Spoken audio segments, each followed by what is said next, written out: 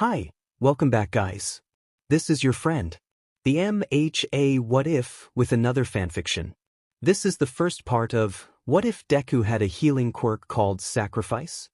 All credits for this video go to their respective authors, so please support the real author. Check out the link in the description for more details. Please give this video a like and subscribe to the channel if you want more videos like this. Now let's get into the fanfic.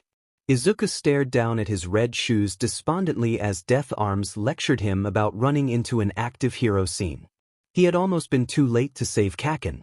Thank goodness he had heard the explosions the hot-headed boy had put out as a natural response to getting suffocated by living slime. The moment he saw Kaken asking for help with his red eyes, he knew it was serious. Izuku had never seen Kaken ask for help. The boy was fiercely independent, and always pushed away any efforts Izuku made at healing him. He had even walked home on a sprained ankle rather than accept help from a Deku like you. With little thought, the scrappy boy shed his gloves and ducked under the caution tape. He threw his bright yellow backpack straight at the slime's eyes. From the swearing, Izuku could tell he had hit his target, but he paid no heed as he grabbed at the slime covering his childhood playmate's face. The moment his fingers touched Kachan's skin, his quirk activated, sending a spurt of healing energy to Kachan's wrists, throat, and lungs to soothe the pain the liquid was causing in its passage. Kaken was yelling at Izuku, but Izuku paid him no heed as he grabbed Kachan's newly healed wrists and tried to gain enough momentum to pull his friend out of the offending sludge. Just as Izuku became desperate, All Might launched a powerful punch that blew the sludge away and sent the two boys tumbling to the ground. The end result was Izuku pretending to listen to Death Arms' lecture on vigilantism while nursing the feeling of emptiness that always came when he used his quirk. An hour later, Death Arms had finally finished and the empty feeling had subsided, leaving an exhausted Izuku to trudge home. He was stopped by Kaken stomping up to him and declaring how he didn't need any help from a useless Deku before storming home. The second time he was stopped, it was by a tall blonde man that looked like a skeleton. The man had walked out of a side alley and started scanning the sidewalk as if he were looking for something. Any other day Izuku would have just walked by, especially with the suspicious behavior the man was exhibiting. However, Izuku could tell just from looking at him that he was in tremendous pain. Izuku stepped right in front of the man whose eyes snapped down to him in surprise, before asking the question that would haunt All Might forever. Why are you pushing through the pain? Toshinori Yagi did not know what to make of the boy in front of him. The boy's bravery in his escapade with the slime villain had deeply impressed Yagi. He had found himself curious enough to follow the boy and encourage him to continue helping those around him within the safe parameters. After all, he had received a very thorough lecture from Death Arms. Imagine his surprise when the boy not only spotted him first, but walked right up to him with unnervingly bright green glowing eyes and asked why he was pushing through the pain. Before he could respond, the boy had ushered him to a nearby bench and sat him down before hovering in front of him and biting his lip. The boy's eyes had dimmed to a natural shade of green and he seemed overcome with anxiety when he realized he had just bullied a sickly stranger into sitting down on a bench. "I'm sorry, sir," the boy said with a bit of a blush. "My quirk allows me to assess injuries or anomalies in someone's bodies. I can't really turn it off. I'm sorry, that was so rude of me." All Might chuckled at the boy's bashfulness before speaking up. "No worries, child," Yagi said. "This is an old injury and it does cause quite a lot of pain, but I have gotten used to it. I actually came looking for you." "Why?" Izuku gasped. "I saw the sludge villain thing earlier and wanted to make sure you were okay." Toshinori responded, trying not to wince in shame at the fact that he had not been able to catch it before it caused such a scene. "I thought what you did was brave, and although it was reckless, I believe it was what a true hero would do." Izuku's eyes widened and began filling with tears as he smiled and stammered his thanks. "Do you want to be a hero?" "Yes," Izuku said without an ounce of hesitation. "I want to be a rescue hero like Recovery Girl and help heroes and civilians when they are injured." "You seem to have a good quirk for that," Yagi said. "Are you trying to get into UA?" "Of course," Izuku said with enthusiasm. "It's where All Might and Endeavor and Eraserhead went to school. I want to go to the same school they did." Plus, Recovery Girl works there. If I get in, I was hoping to be able to learn about medicine from her. If that's the case, you'll need to start working out. The hero course entrance exam is notoriously difficult and leans in the favor of physical quirks. Would you like me to help you train? How can you train me when you are always in such pain? Izuku asked hesitantly as if he did not wish to offend the man. Iyagi laughed. You will be the one doing all the work. I will just be sitting on the sidelines cheering you on. Here's my card if you decide you are interested. The boy looked at Yagi's business card that declared him to be All Might's secretary, and his eyes bulged out of his head in surprise. You work for All Might?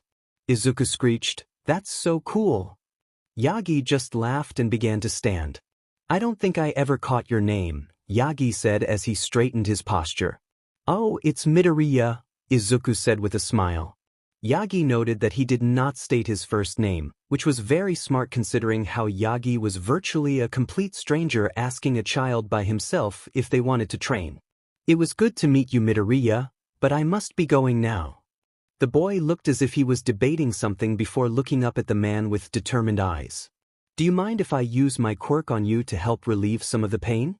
Taken off guard, Yagi responded with a question. I thought your quirk was only for assessing injuries? Izuku shook his head and replied, No, if I make skin contact with an injured person, the wounds my eyes assessed will be healed, or relieved of pain if it is above my abilities to heal. Interesting, Yagi hummed thoughtfully. What's the backlash? It depends on the type of wound, Izuku replied helpfully. Usually, I just lose touch with my emotions for an extended amount of time, but sometimes if the wound is fresh I end up transferring the wound to my own body. Since yours is an old wound, I would just lose sense of my emotions for a while. If you're sure it won't be a burden, I would really appreciate that, Yagi said. Izuku nodded and took off a glove before extending his hands as if he was giving a handshake. With a little hesitance, Yagi placed his hand in the teen's. In mere moments, Yagi felt better than he had in years. He felt his aches and pains leave, and a minute later the boy let go of his hand. Yagi looked at the boy with a huge smile to say his thanks. The neutral look on the boy's face unnerved him a little, after seeing how expressive the boy had been moments before. The boy looked at Yagi and blinked slowly before bowing and heading home. When the boy was out of sight, Yagi quickly hid, bulked up, and went to see Recovery Girl. He really hoped the boy called him to train, but even if he didn't, he knew he could convince Recovery Girl to give the boy a recommendation. If his quirk was this strong, she would want to know about it. The cane shaped like a syringe hit Yagi squarely between the eyes after he had retold his story to Recovery Girl. Oh, what was that for? Yagi said as he rubbed the spot. You let a child with an unknown background and clear tendency to be reckless use his quirk on you after a harrowing experience in which he may or may not have used his quirk in? Chiyo Shizenji was appalled at her old friend. Healing quirk or not? He is as yet untested. What if he healed something in the wrong way? Or what if his quirk only affects pain receptors, which means you transforming right after being healed could have cut your time doubly in half? I hadn't thought of that, Yagi said chastened, as he powered down and allowed Chiyo to run some tests to make sure he hadn't done something stupid. The boy seemed so sincere. Although it was odd that the healing requirement was that he would lose touch with his emotions for a while. He went from anxious and worried to emotionless in less than a minute. Chiyo listened with half an ear as she looked through the results. It seemed the boy had partially blocked his pain receptors during the healing, but it looked like he had healed the fatigue and wear and tear All Might's body had gained since he lost his lung and part of his stomach.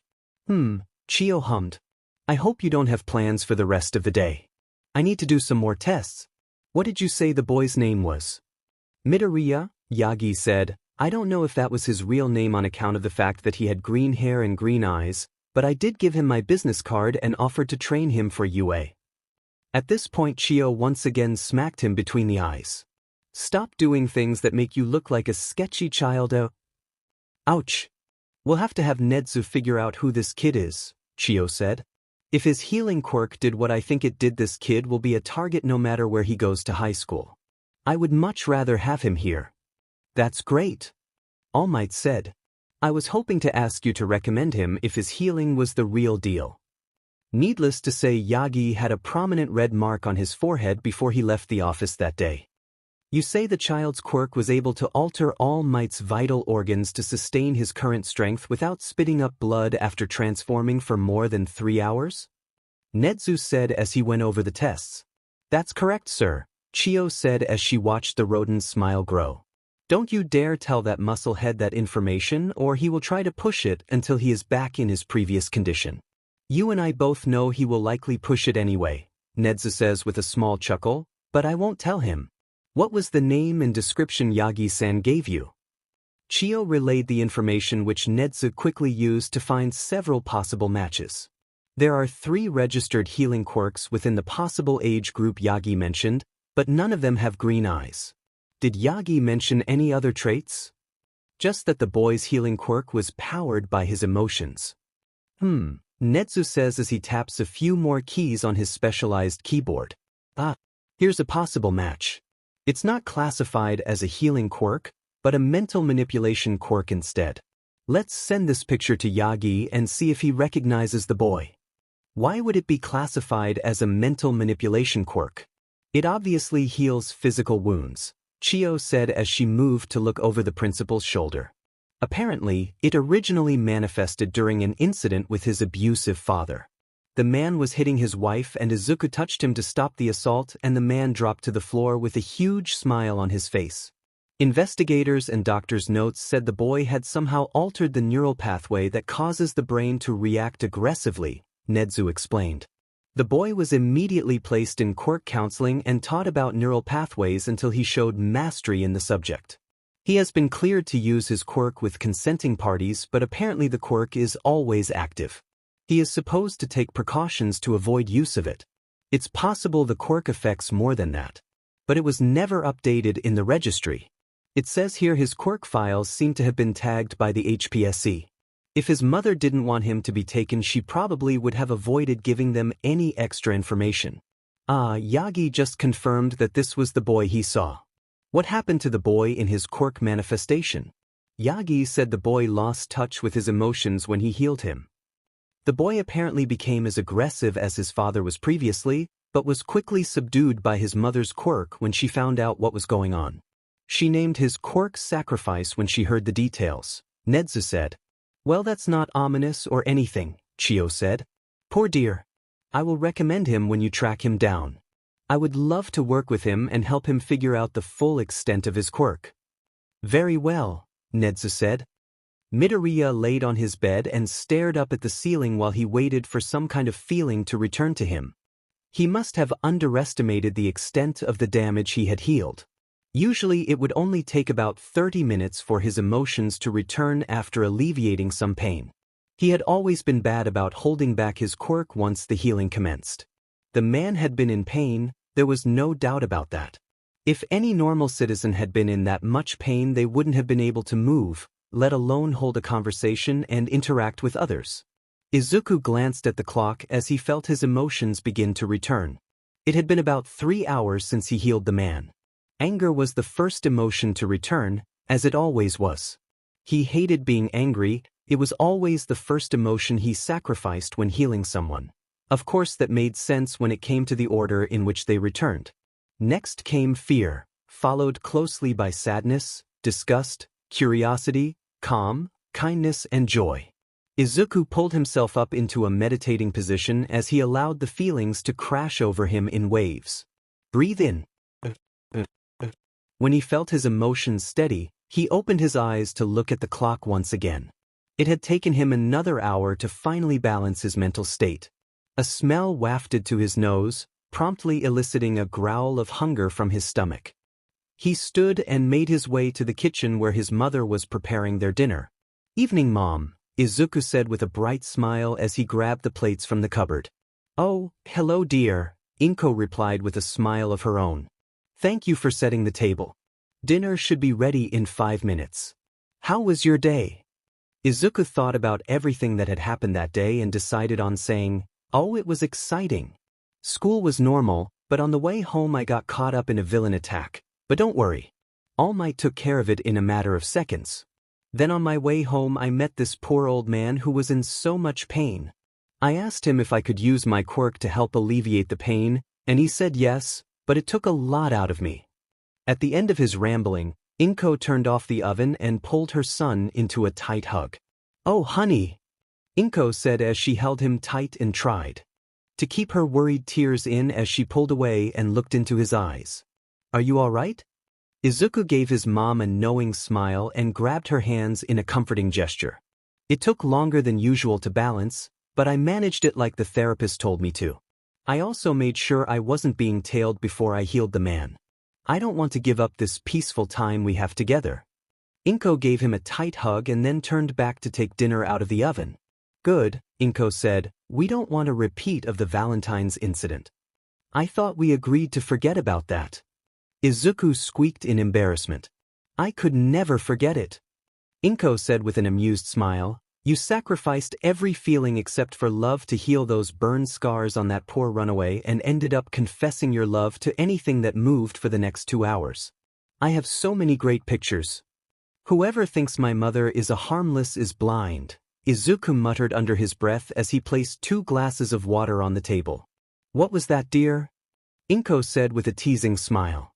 "Nothing, I love you," Izuku said as he kissed her cheek and sat down. The little family had a dinner full of teasing and comfort before Mom brought up the news she had been dreading sharing. "Izuku," Inko said in a serious tone. "There's something I need to tell you." Izuku looked up at the tone of her voice to meet her green eyes full of worry. "What is it, Mom?" "Hisashi will be released from prison at the end of the year," Inko said, as she kept her eyes on his looking for his reaction. "We still have a restraining order out against him, and I don't think he will try to contact us, but I thought I should let you know." Izuku froze at the news. Inko saw the fear and guilt flash in his eyes before he processed the rest of his sentence, and relaxed. "Do you know where he's going to be staying?" "Unfortunately not, although I was told that he has to report into his parole officer weekly, and if he was spotted in our area we would be informed." Izuku's shoulders relaxed at the news. "It's hard to know he's out there, but if he stays away it should be fine, right?" Izuku said before he remembered the card Yagi had given him. "I think I might start training to get into UA. I found someone who was willing to help me train. I have to do some more research though. The circumstances were a little sketchy when he handed me his card." Inko smiled at his nervous rambling, but cut in at his last comment. "Just make sure I meet whoever you decide to train with."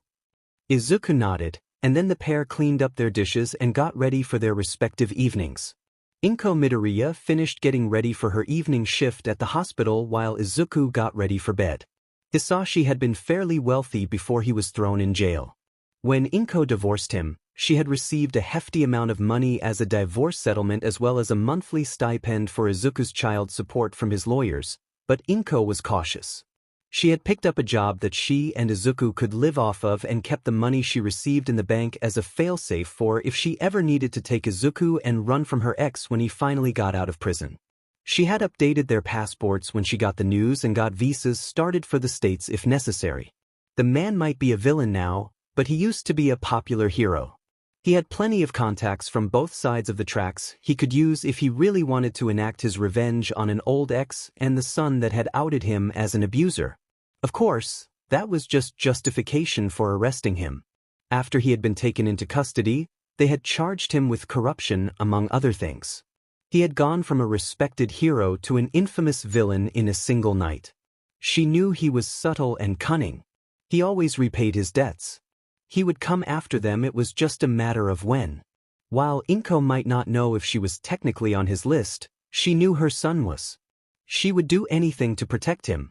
Shaking herself from her dark thoughts, she gave Izuku a quick kiss on the cheek and headed out the door. She had made it 2 blocks before she got a call from an unknown number. She silenced her phone and let it go to voicemail. If it was important, they would leave a message. It wasn't until early that morning when her shift was over that she noticed that there was indeed a voicemail. Anxiously, she listened to it and felt some hope for her son's future in this country. Netsu had personally called his mother. Izuku was freaking out just a little. It turned out that that man really was All Might's secretary, and since his healing had been the real deal, he had caught the attention of Recovery Girl. That's why he was currently sitting in her office with a cup of tea having an in-depth conversation about quirks and health with his #1 idol. All Might was a very close second. Izuku thought there was no way it could get better than this until Nezu decided to drop in on their conversation. Young Midoriya, it sounds like you and Miss Shizenji are getting along just fine, the Chimera said pleasantly as he brewed a cup of tea for himself. Oh, hello Principal Nezu sir, Midoriya said as he hastily stood and gave the principal a small bow. It's been a while since I could talk to someone who has as much knowledge as Recovery Girl does. Nezu chuckled at the boy's enthusiasm and immediately felt a kinship with the boy. He often felt the same way, especially amongst his colleagues who tended to be muscleheads, strategical muscleheads perhaps, but they did tend to hit first and ask questions later with a few exceptions. I have talked to your mother, Nezu said. She approved my proposal on the condition that you agreed. What proposal would that be? Midoriya said, betraying a little anxiety as his voice cracked just a bit. We would like to offer you a spot here in the support course this upcoming semester, Nezu stated, plainly pleased with the astonished look on the boy's face. With the expectation that you can pass our written exam, of course. Your mother mentioned that you had the intention to take the hero course exam. Under normal circumstances, I would encourage that. However, taking into account how strong your quirk is, I would like you to get as much medical training as possible. The support course would give you more flexibility to work with Recovery Girl and, should you prove yourself capable in Yagi-san's training, I would be able to make you a unique schedule that would allow you to train as both a support and hero student. Does that sound agreeable to you? Izuku's eyes were sparkling and he was hanging on to every word Nezu said as if it were some precious resource that hadn't been seen in a million years. Are you sure? Izuku asked with his voice full of incredulity. I'm sure you've looked into my records, you know who my father is, and have seen the marks on my school history. You're still willing to give me this opportunity? Nezu's eyes gained a calculating glint as he looked at the boy. Of course I have seen the records, but I have also seen footage from the school's security cameras and know they are not credible. As for your father, mine was a simple field mouse. Look at me now. Our heritage is a part of us, yes, but it does not have to define our character unless we let it. Izuku's eyes began to water as he clenched the fabric of his breathes with his right hand and determinedly wiped away the tears that had escaped his grasp. I would did love to accept your offer, sir, Izuku stuttered, as he tried to regain some control over his emotions. Recovery Girl placed a gentle hand on the boy's shoulder in an effort to comfort him but paused when she felt the bandages there. What happened to your shoulder, boy? Recovery Girl said, causing Izuku to flinch and blush. Nothing, Izuku said as he avoided her eyes. Nezu chuckled as the boy's inability to lie. I suggest you allow her to treat that burn young Midoriya. He stood his ground as the green-haired boy's eyes flitted to him in fear. Please don't get Kaken in trouble, Izuku pleaded as he looked at Nezu. No one else has ever told him he was wrong before. Nezu's eyes turned cold. Are you saying that suicide baiting someone is an excusable behavior? Recovery Girl's face went stony as she heard the implications. Of course not, Izuku said, reaching out towards the principal as if to placate him as he would his mother before catching himself. He's not the first one to do it, and the teachers have never said anything about it even when it was done in front of them by the other students. So, it's excusable because it has been done to you before? Nezu said mercilessly as he watched Izuku's frustration and desperation flit across his face plainly. No, Izuku said as he took a breath to calm himself. It's not excusable, but the blame should be put on the adults who allowed and encouraged it, not on a teen who doesn't know. I've grown up with this boy. He's been taught to be violent because he has a violent quirk. He's been taught to win at all costs by idols like Endeavor. He's been taught that yelling and aggression is acceptable behavior by his own parents, for heaven's sake. He is a product of his environment. I agree with you on several points you made, Nezu replies after a few moments. However, a teenager should be able to recognize and distinguish between right and wrong no matter what environment they were raised in. I'm sorry, Midoriya, but this boy will need to face consequences for his actions, as will those around him. That being said, should he apply to UA, he will get the same consideration as any other applicant, of that I can assure you. Izuku slumped in defeat and replied with a meek nod as he finally peeled off his shirt and allowed Recovery Girl to look at his shoulder. Nezu had to keep from hissing at the amount of scars the boy had. Midoriya, Shizenji began before being cut off by the boy. Most of them are from my quirk. When I learned about the physical healing aspect of the quirk, I was trying to relieve the pain from someone who had received a new wound. I ended up trading my health for hers in the exchange, and her wound transferred to me. As you can tell, it took me a while to overcome that particular drawback, Izuku said with a shaky smile. Most of the scars are from experimenting with that aspect of the quirk. I found out later that I could sacrifice my emotions instead of my physical health when healing physical quirks, and have gotten a few less scars. The most recent scars are from the bullying. Why did they bully you? Recovery Girl asked as she gently cleaned the wound and kissed him on the cheek. Kaken let it slip who my father was, and I never used my quirk in front of them, so they assumed I was quirkless, Midoriya said as he rubbed his eyes. Nezu stayed silent as he observed the wound heal as if it was new, then asked the question he had wished to confirm since he heard the specifics of Izuku's quirk. Midoriya, does your quirk allow you to give the pain you receive to others? I've never thought of that before, Midoriya said as he yawned into his hand. Recovery Girl and Nezu shot each other a glance and a smile as the boy started nodding off. Go ahead and sleep for a bit, dear, Shizenji said as she placed a blanket on the boy. Within moments the boy was asleep. He has such a kind heart, Shizenji said as she ruffled the sleeping teen's hair and turned back to Nezu. You burned that school down to the ground, right? Nezu took a sip from his teacup before answering, of course. What kind of principal would I be if I let that extent of bullying go? I have Hound Dog working with the investigators so the kids and adults will get fitting punishments and therapy for their offenses. Midoriya was right. These bullies really were a product of their environment. It's a wonder Midoriya even survived that environment. He never revealed the full extent of his bullying to his mother, she just thought he was having a rough time making friends. He thought back to his meeting with Inko and how horrified she was when she watched the video evidence of some of the bullying Nezu had shown her to erase any doubts she had about getting Izuku out of that environment.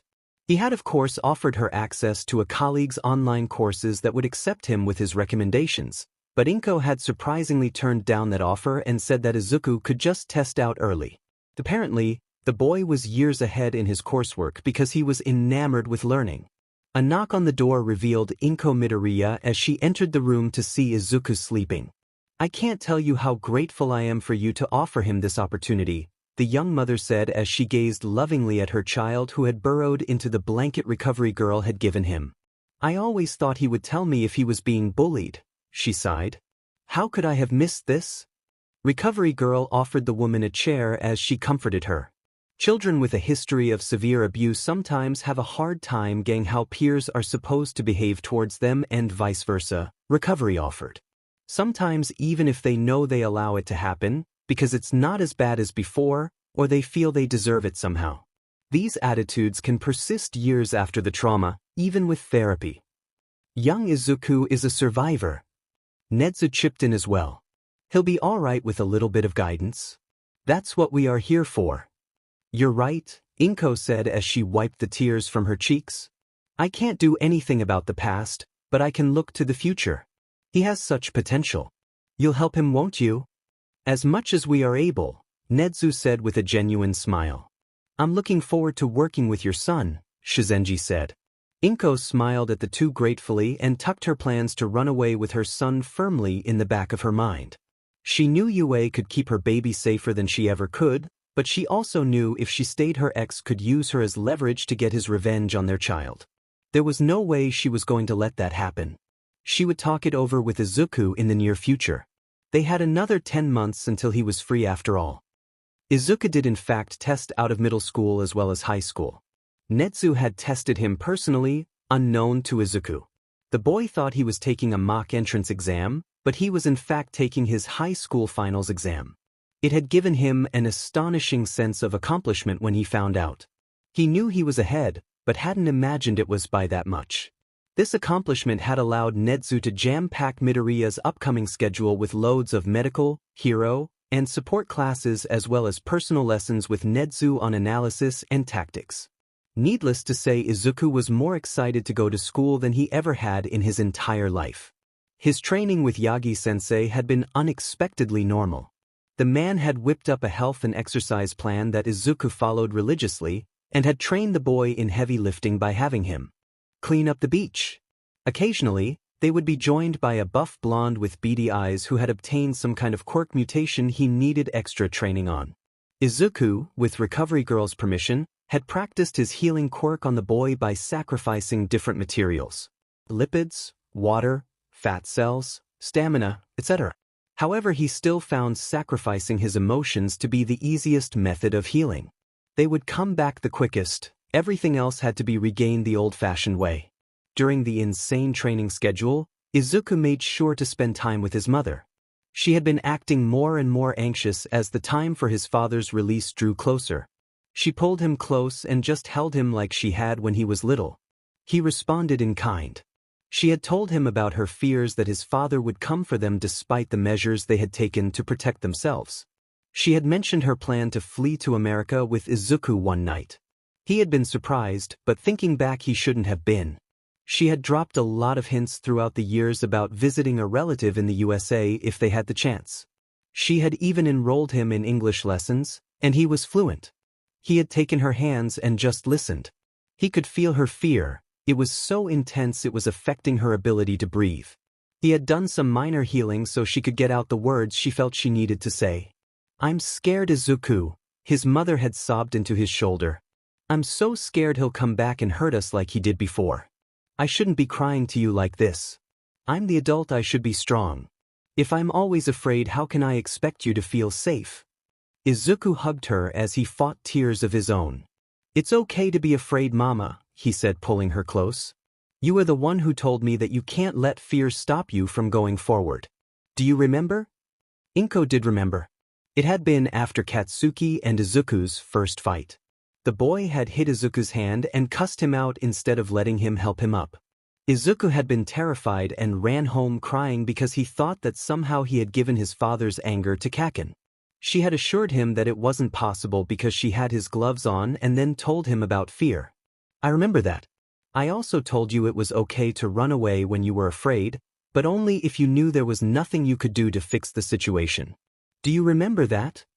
"Of course I do," Izuku said with a smile. "I can't tell you how much that annoyed Kaken when I wouldn't just leave the other kids he picked on behind." Inko laughed at the mention of Mitsuki's son, but soon her face turned serious. She pulled her hands out of Izuku's grasp and put her hands on his shoulders. "Son, I am going to America to start over. I have a friend from college who is willing to help me get started. I think it would be best for me to stay away in case your father tries anything while you are at UA. I have talked it over with Nedzu and have given UA rights to your guardianship while I am away. If anything changes and you don't feel safe anymore, I'll come to get you. Do you understand?" Izuku's eyes filled with tears, but he gave a determined nod. His mother was acknowledging him and his dream, as well as the people he had put his faith in to keep him safe. "I'll miss you," Izuku said as he dived in for another hug, which Inko reciprocated. They spent the rest of the night watching pre-Quirk movie reruns and stuffing their faces with sweets. Logistics could wait until tomorrow. Yagi watched as Izuku and Mirio roared from the top of the truck they had just filled with the last of the trash from Dagoba Beach. He smiled and thought back to the time he had met them. Izuku had so much more confidence now, not to mention muscle. These 10 months had proven to Yagi that the boy had not only the determination, but the skills to become a great hero. Mirio had been introduced to him by his old colleague Night Eye. All Might had trained him for 2 weeks before he decided to allow him to shoulder the burden of One for All. He had shadowed the boy on his internship and seen his compassion and battle prowess, both of which would serve him well as a hero with or without his additional quirk. What really sealed the deal was when young Mirio stopped to help a young girl find her way home. The girl had asked him why he wanted to be a hero. The young man had boisterously replied, "I want to save 1,000,000 people," as he flashed a huge grin. The girl had giggled and the teen had knelt down to her eye level and given her a serious answer. "I want people to have hope in the future. I want them to feel safe. That's why I want to be a hero." Yagi knew then that this boy was worthy. He had watched only a few days more after having Nezu scan the boy's background for any red flags he might have overlooked. The day he got the all clear, Yagi offered his quirk to Mirio. The boy had asked questions, smart questions that All Might hadn't thought he would. With Nezu's help, he explained the dark history of the quirk and assured the young man that the largest threat was dead. After a week, Mirio had accepted the quirk. In the present, Yagi laughed boisterously as the boys' fist bumped each other and jumped onto the sand below. "Congratulations, boys," Yagi boomed in his best All Might voice. The pair smiled at the man before taking off for their respective exam day duties. Midoriya had been enlisted by Recovery Girl to be on site support for testing Area B during the Heroics exam, while Mirio was acting as on-site emergency support. The tests went smoothly. Well, as smoothly as they can when a traumatized rat is given a maze full of humans to play with. Midoriya had ended up rushing in at present Mick's request when one of the examinees had gained a concussion from falling rubble. He found himself scaling rooftops and watching the examinees from a distance. It was highly entertaining and useful for spotting injuries. He was only needed twice more before Nezu released the zero-pointer. Izuku watched the large robot rise in awe. He knew Majima-sensei had programmed it specifically to avoid the possibility it would actually harm any examinees, but it would be easy to forget if you were on the ground. He saw the majority of examinees start running away as soon as the mammoth appeared, before he heard a cry for help. Izuku zeroed in on the cry and found a brown-haired girl with a gravity quirk pinned under some rubble. He watched a few moments longer, willing one of the other contestants to turn around and help her. No one did. Izuku ran towards the girl whose cries had stopped as she realized no one was coming. When he reached her, the giant robot was only a few feet away, and the girl was looking at him in shock. He shot her a quick smile and placed his hand on hers, instantly healing her motion sickness. Her eyes blew wide and she immediately placed her hands on the rubble, pinning her down. The robot was inches away now. Izuku grabbed the girl and ran back towards the entrance, knowing that the final bell would ring in a few seconds. The girl held onto him and unknowingly she activated his quirk, draining his anger as it healed the leg that had been pinned under the large chunk of concrete. The bell rang and Izuku stopped, placing the girl down on her 2 fully healed feet. "Thanks for saving me," the girl beamed as she took in his appearance. The boy had a plain-looking face, but his green eyes and dark green hair seemed to shine as they caught the light, giving him an otherworldly feel. She felt heat rising in her cheeks as she realized that she found this boy attractive. "No problem," the boy replied with a bright smile that made him look as innocent as purely fallen snow. "You should be fully healed now," he continued as the girl tried to blink the sunspots from her eyes. "I hope you scored well. Plus ultra," he said enthusiastically as he ran off to check on the other examinees. Nezu cackled as Yagi openly laughed at Izuku's obliviousness. "That boy is the smartest dumb person in the world, I swear." "Oh, you know the greenie?" Midnight asked as she tapped her finger against her chin. "He seems like he'll be a heartbreaker when he grows up." Nezu ceased cackling. "That's Midoriya Izuku, Recovery Girl's newest student." "A healer, huh?" Midnight smiled. "That's convenient. He can tell if you are actually hurt or not just by looking at you. Don't fake an illness to try and mess with him," Aizawa said matter-of-factly as he slid out of his yellow sleeping bag and stowed it away. "How would you know?" Midnight asked with a pout. "Nezu sent a memo out on him this morning so we would know who he was. He officially became a ward of UA this morning when his mother left for the US, Aizawa replied. "You really should read your emails." Choosing to ignore that last comment, Midnight hurriedly pulled up the email and opened the file to skim through it, and swore softly. "He's Azar's kid?" The name of the infamous hero-turned-villain grabbed the attention of the rest of the staff, who quickly pulled up their emails as well. "How did I not know this?" Yagi cried as Nezu hopped off his chair.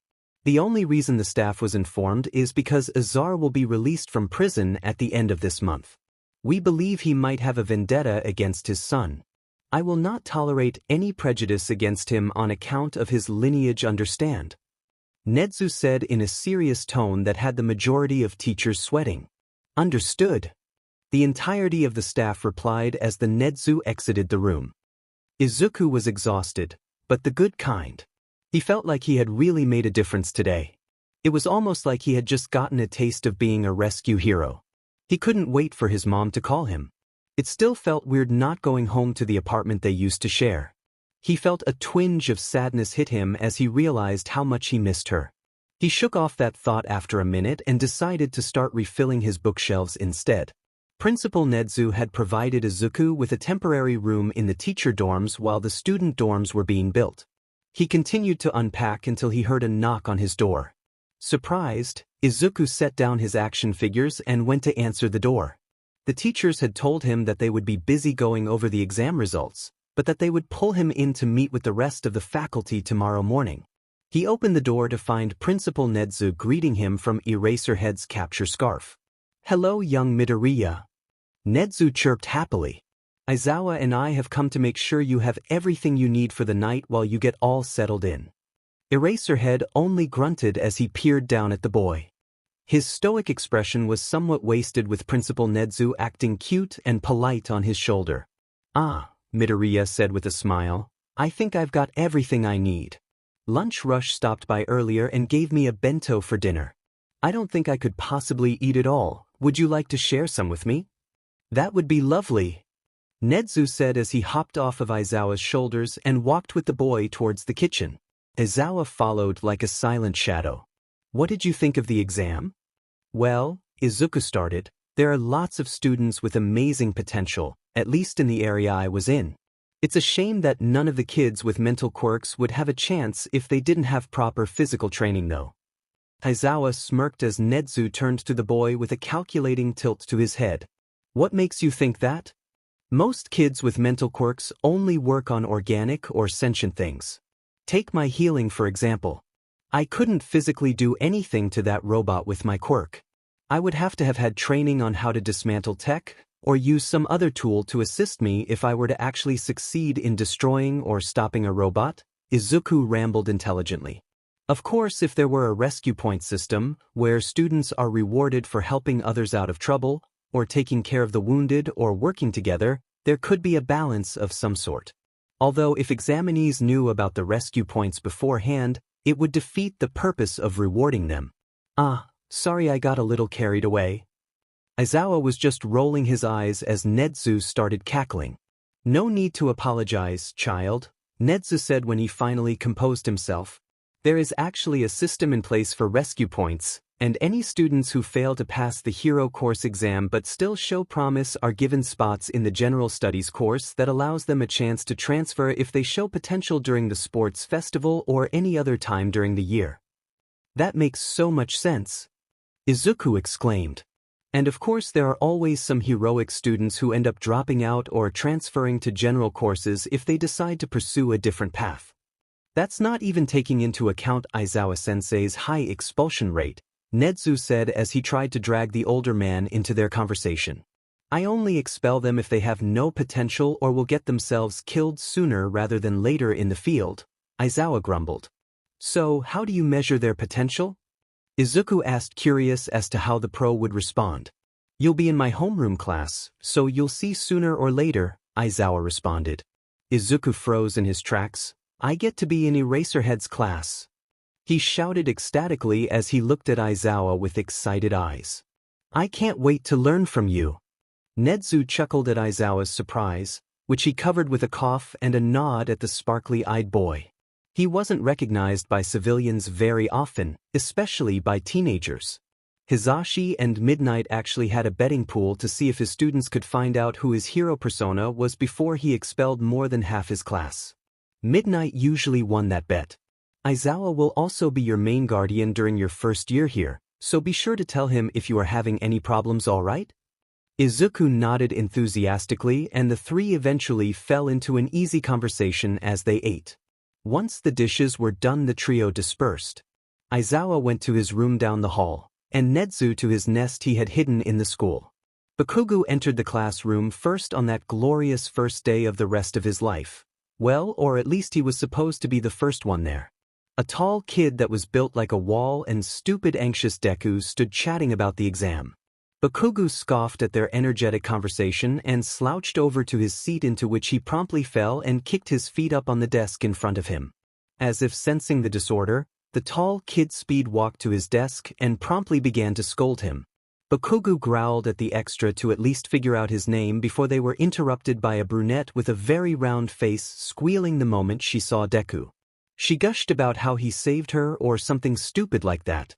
Before Bakugo could set her straight, stupid Deku was better at hurting people than he was at saving people. The sludge villain was a fluke. Some grumpy dude with a roll of bandages hanging loosely around his shoulders came in, threw clothes at them, and told them to meet him on the field.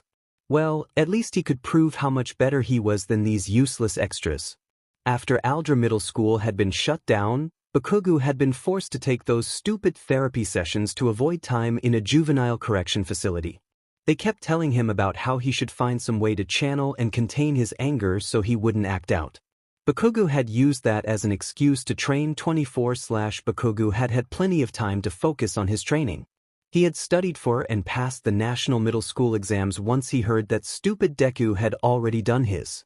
Honestly, that idiot just had to get him in trouble. Even when he wasn't around, he found a way to make his life miserable.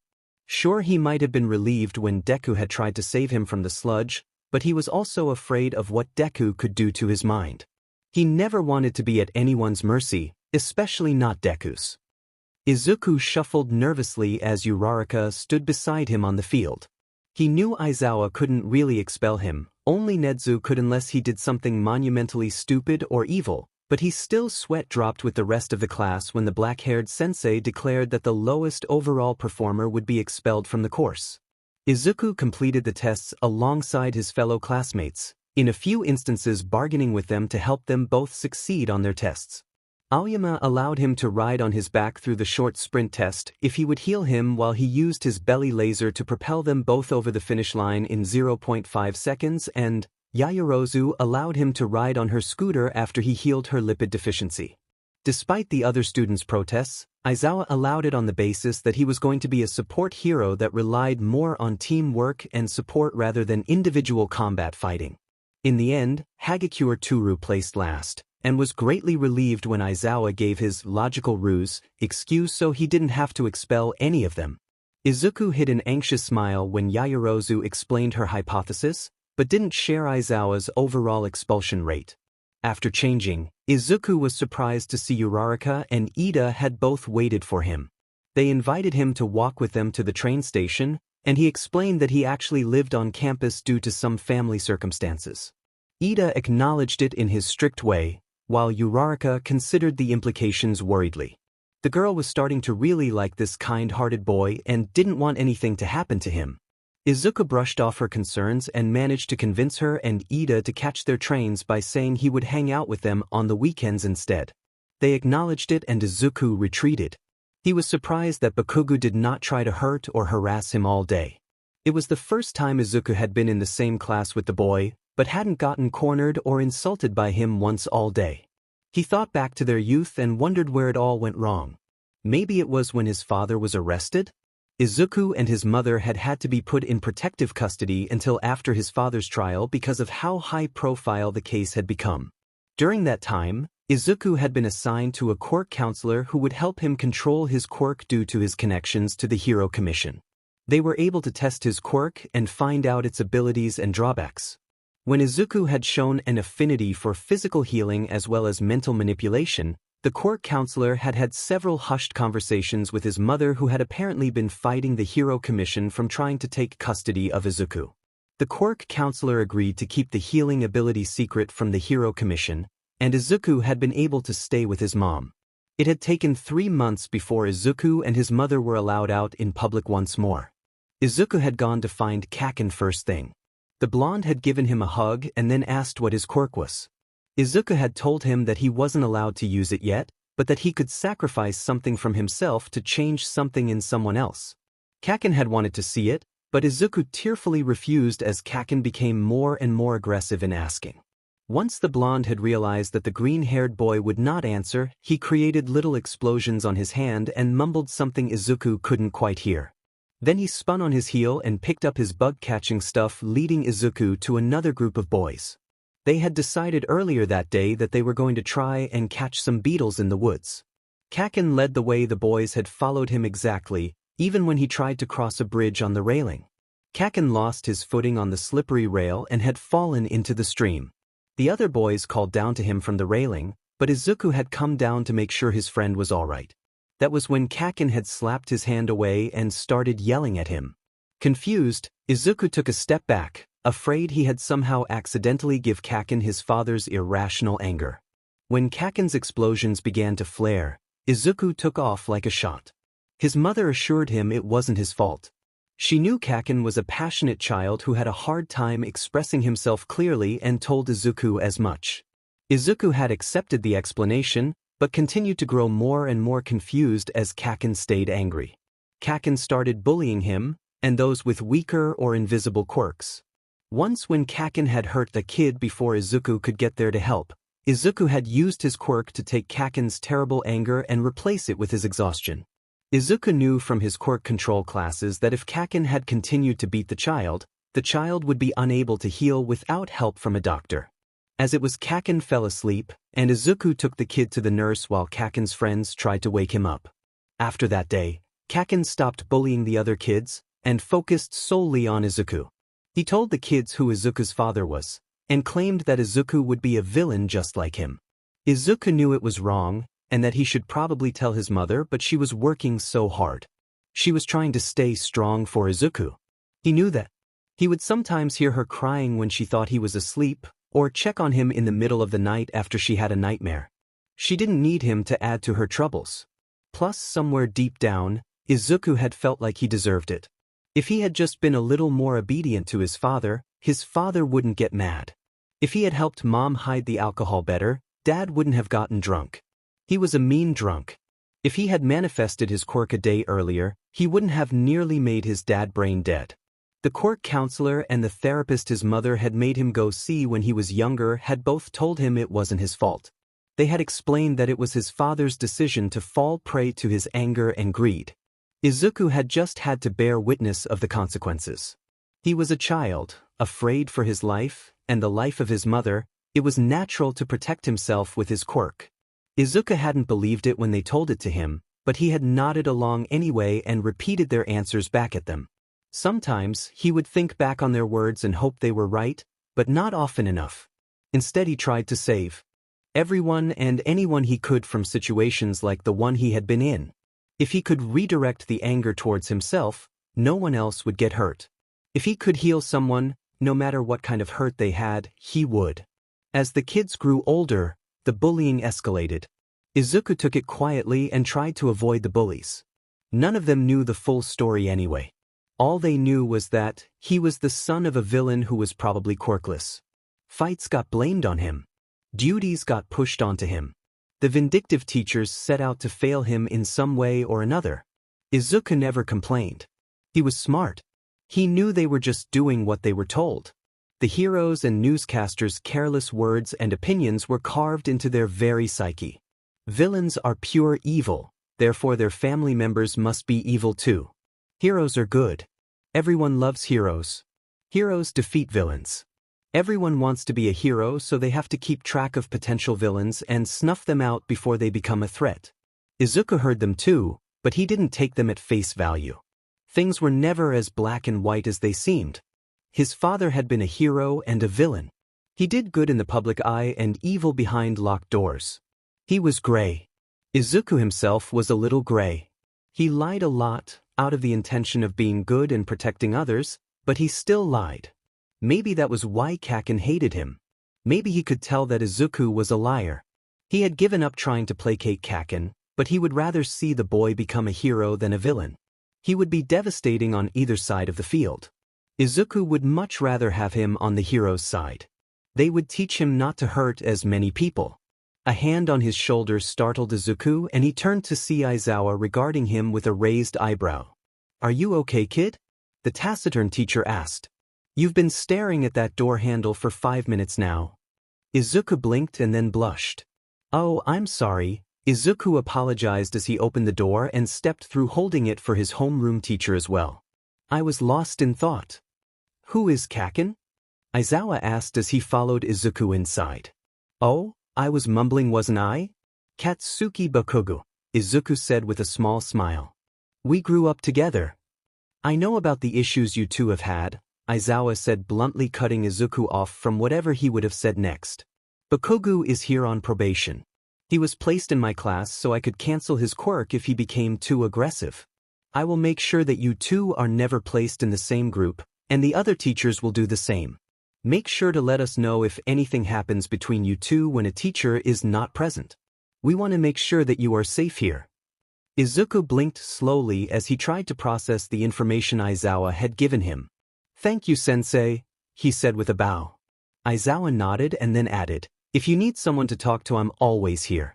If you would like to talk to a professional secret keeper, we have several on staff here at UA. Any of them would be willing to help you. Professional secret keeper? Izuku asked with a tilt of his head. Therapist kid, Aizawa said with a sigh. They know how to keep your secrets and don't share them unless it will cause danger not to. Plus, they help you work through whatever is going through your head. Izuku laughed. I never thought of them that way. What time do you usually eat dinner? Aizawa blinked at the subject change, but replied easily enough, 6 o'clock in the common room. Join me if you want. Izuku lit up at the invitation and then returned to his room to get started on the day's homework.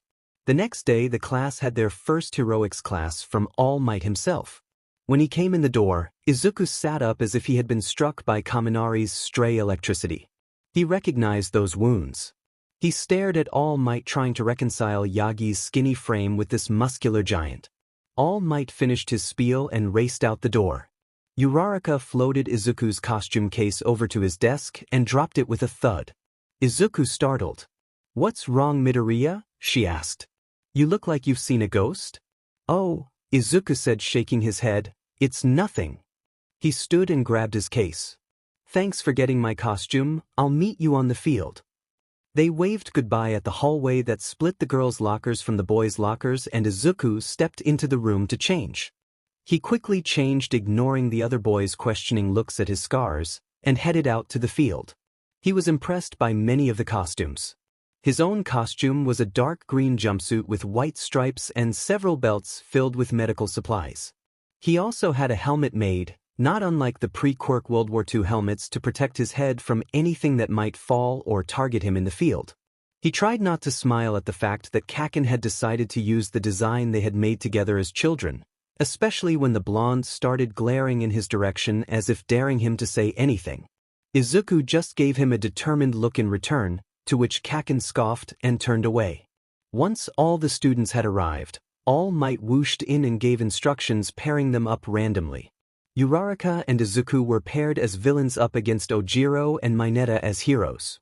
They were chosen to go first, so that Izuku could be used to offer first aid for the rest of the matches. Izuku and Uraraka quickly moved the bomb onto the roof to avoid Mineta's ability to stick Uraraka to the ceiling and then split up. Uraraka and Midoriya discussed several different strategies, focusing on Ojiro's obvious martial arts ability as the larger threat. Uraraka was tasked with tagging him to immobilize him, while Midoriya was to focus on Mineta. The horns sounded to begin the exercise, and Ojiro and Mineta stuck together to scout out rooms one by one. They went unimpeded until the third floor. Uraraka's silhouette appeared at the end of the hallway before dodging out of sight. The two boys reacted quickly, darting forward. Ojiro ran into the room they supposed Uraraka had been in, and was quickly tagged by the gravity user, who proceeded to tie him up while he was still disoriented by the lack of gravity. Meanwhile, Mineta was still looking around, trying to figure out where his partner went. Uraraka giggled as she used her quirk to crawl out the window and head to the roof. Mineta finally caught on and yelled in protest as he quickly following the laughing girl out the window, proclaiming something or other about women who love to be chased, when he finally made it to the top of the roof. Upon reaching the roof, he was quickly punted off the 5-story building by Midoriya, much to the shock of the rest of the class. Uraraka giggled again as the sobbing Mineta saved himself from hitting the ground with a last-minute grab at the neighboring building. I can't believe he fell for that. She giggled again as the teen dressed in purple started to rally by climbing up the other side of the building. He was promptly punted off the roof a second time as Izuku sacrificed a shoe to Minata's sticky quirk. After the third time, Izuku whispered in Uraraka's ear and she promptly nodded and took a spot next to the bomb. With exactly 10 seconds left, Mineta made it to the roof just in time to see Uraraka high-five the bomb. As the bomb rose, Mineta made a desperate dash. He threw down 2 purple balls in front of his feet and prepared to jump off of them to grab the floating bomb. Just before his feet made contact, he found himself pulled back with the yellow capture tape. Izuku had anticipated his move and had come up behind him with the capture tape. The bell for the end of the exercise rang, and Izuku immediately let the boy go. Ignoring the boy's tears, he checked him over for injuries, before nodding and moving down the stairs to find Ojiro and do the same. When the 4 hero students got to the bottom of the stairs, Izuku found his shoes and headed back into the observation room. Izuku knew that their match was probably anticlimactic to watch, but was pleasantly surprised to see the class was still awake when he returned. All Might pulled Izuku aside and whispered, "Why did you kick your classmate off the side of the building?" Izuku looked at him and answered seriously, "His quirk makes him bouncy." All Might just looked at him in exasperation, so Izuku explained. "Recovery Girl gave me a rundown on everyone's medical files so that I would better know how to heal them. Mineta is literally built to bounce. His quirk affects his physiology and makes his skin and muscles react like RBB when he makes contact with blunt objects. His suit is specially designed to monopolize on that fact, and even if it didn't, I would have healed him." At this, All Might promptly sweat dropped, while Jairu and Shoji did their best not to laugh. Mineta had literally turned half the class against him when he started openly drooling about the girls' costumes. All Might coughed awkwardly. "On that note, let's move on," and they did. Izuku had his hands full treating sprains, minor burns and frostbite for the remainder of the class. With the exception of Bakugo, who refused treatment in a huff when he lost to Todoroki and Shoji, everyone benefited from Izuku's healing quirk. Shizenji sat tapping away at her keyboard when Izuku walked in with an emotionless face. "Good afternoon, Recovery Girl," Izuku said as he subtly looked to see if there was anyone else in the infirmary. Curious at the boy's behavior, Shizenji looked around as well as she replied, "Same to you, Midoriya." After confirming there was no one in the infirmary, Izuku looked straight at Recovery Girl and bluntly asked, "Is All Might Yagi Tashinori?" Recovery Girl just sighed. "I knew you would figure it out eventually, but not this soon." "What gave him away?" "He has the exact same injuries as Yagi-san did when I alleviated his pain," Izuku responded. "That was nearly a year ago," Shizenji exclaimed. "It took me 3 hours to recover from the backlash of that healing, and then he trained me on the beach almost daily until the entrance exams," Izuku explained. "I know his pain signature like the back of my hand, especially since I am not able to heal it." "That makes sense," Recovery Girl said. "I will have to inform All Might and the rest of the staff that you know and have you sign a non-disclosure agreement." Izuku nodded. "I figured that would happen, but I wanted to make sure I was correct instead of assuming. I have no qualms about signing the agreement." "All right then," Shizenji said, putting the papers aside. "What did you learn from your healing sessions during battle training?" Shizenji and Izuku spent the rest of the hour reviewing the differences in the students' physiology and how to treat them without the use of his quirk. Afterwards, Izuku headed to the cafeteria for lunch. He was pleasantly surprised when Uraraka and Ida invited him to sit at their table.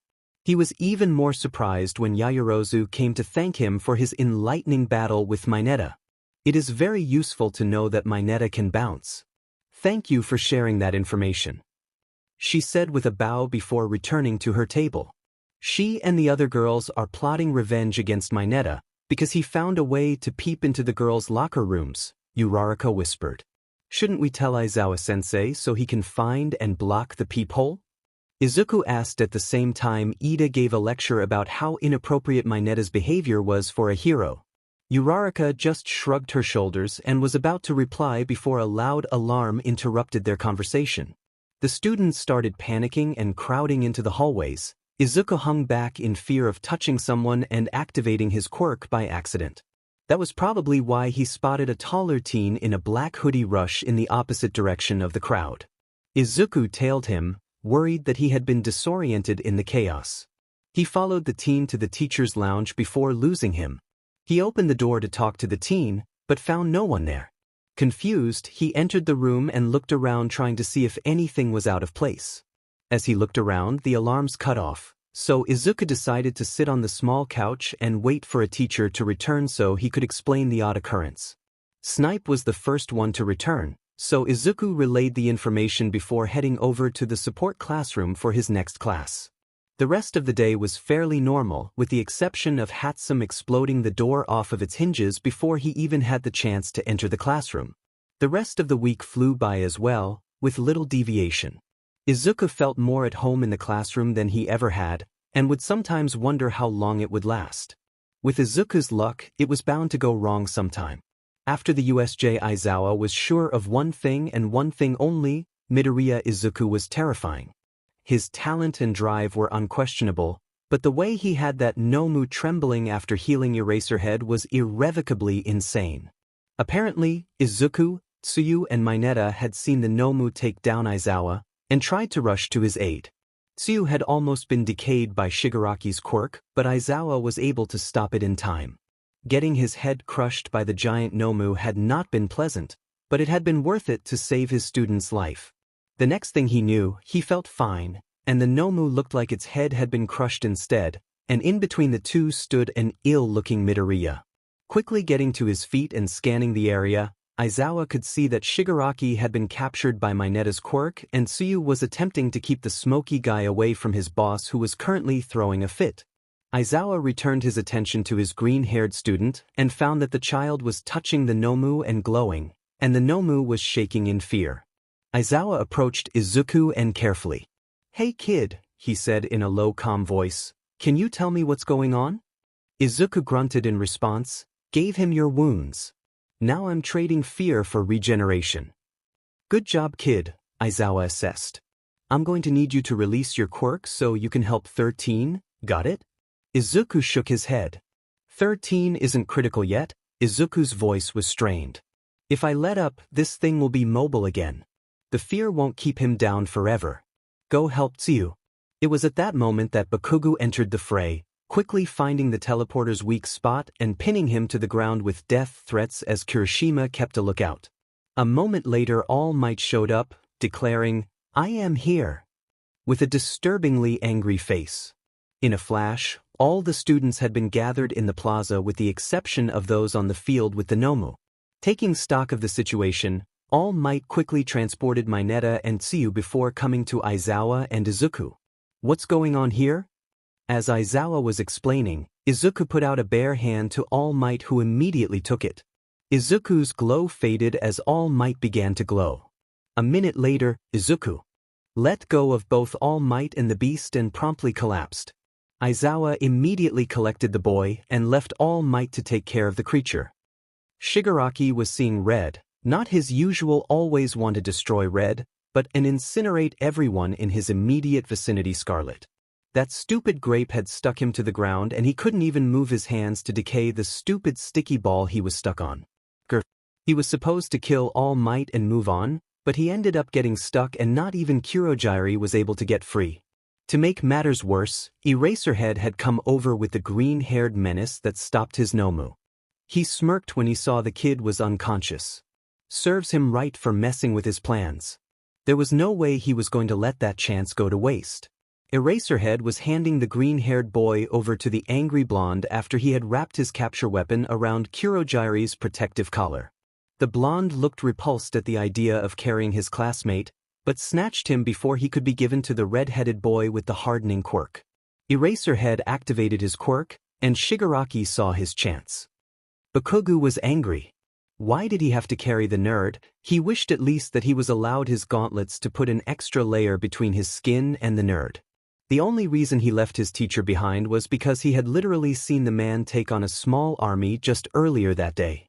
It couldn't have been more than a minute later when he saw the creepy hand guy free himself by literally tearing his shirt off. Aizawa dodged the villain's grab but was unable to keep the misty portal guy in his hold. The pair of villains were immediately surrounded by smoke and reappeared on the side of the field where the battle between the Nomu and All Might was taking place. Grumbling, Bakugo dumped Midoriya next to 13 and turned to watch the fight. All Might hadn't felt this good in years. He didn't know what Midoriya did to relieve the pain, but whatever he did, it was working. He pummeled the Nomu, taking into account its regenerative abilities that Aizawa had mentioned. It seemed to have some kind of shock absorption as well as enormous strength. If he had not been healed by Midoriya, he knew this fight would be more of a struggle than it was. He grabbed the Nomu by the shoulders and tried to slam his head on the ground before he was half surrounded by an inky black cloud. The Nomu roared with the top half of its head popping out of another black hole a few feet away. All Might quickly released the beast and jumped out of the portal before it could close and cut him in half. Out of the corner of his eye, he could see that Shigaraki had somehow freed himself from Mineta's quirk and was trying and failing to land a hit on Aizawa, who was dancing around all of his attacks gracefully. A loud shot rang out in the dome as Snipe landed a hit on Shigaraki's knee. Shigaraki howled in pain and began scratching his neck in frustration. Kurojiiri acted quickly, portaling the young man and himself away. All Might got ready to dispel the force from another of the Nomu's punches, but once the portal closed, the beast stopped dead as if it had been sucked off. Once All Might was sure the Nomu would no longer move, he sped around the USJ, collecting the students and taking out any threats that were still moving around. These kids had been through a lot. Aizawa went to check on Midoriya once he found the rest of his students were already. He found the boy had woken up and had healed 13, who had long since duct taped her suit back up. The boy himself seemed listless and exhausted. He spared a glance at Aizawa before allowing himself to succumb to unconsciousness once more. All Might was stunned. He looked at the X-rays with tears in his eyes as he realized just what the boy had done. "He healed me," All Might whispered. "Technically, the Nomu healed you," Recovery Girl said as she pored over the data for the third time. "This is a new aspect of the Midoriya's quirk. He can act and a conduit for trading physical attributes from one being to another.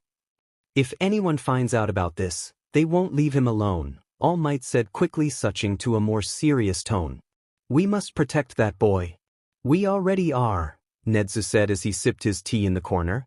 "Luckily, none of the other students really understood what happened when he healed you. They just thought that he was transferring pain he had accumulated from healing others to keep the Nomu suppressed. If Izuku remembers anything when he wakes up, we will have to help him keep this ability secret and out of public view." Nedzu set down his teacup and stood to leave. "I promised his mother I would take care of him. That's what I intend to do." Aizawa slumped into the uncomfortable hospital chair next to his student's bed and sighed.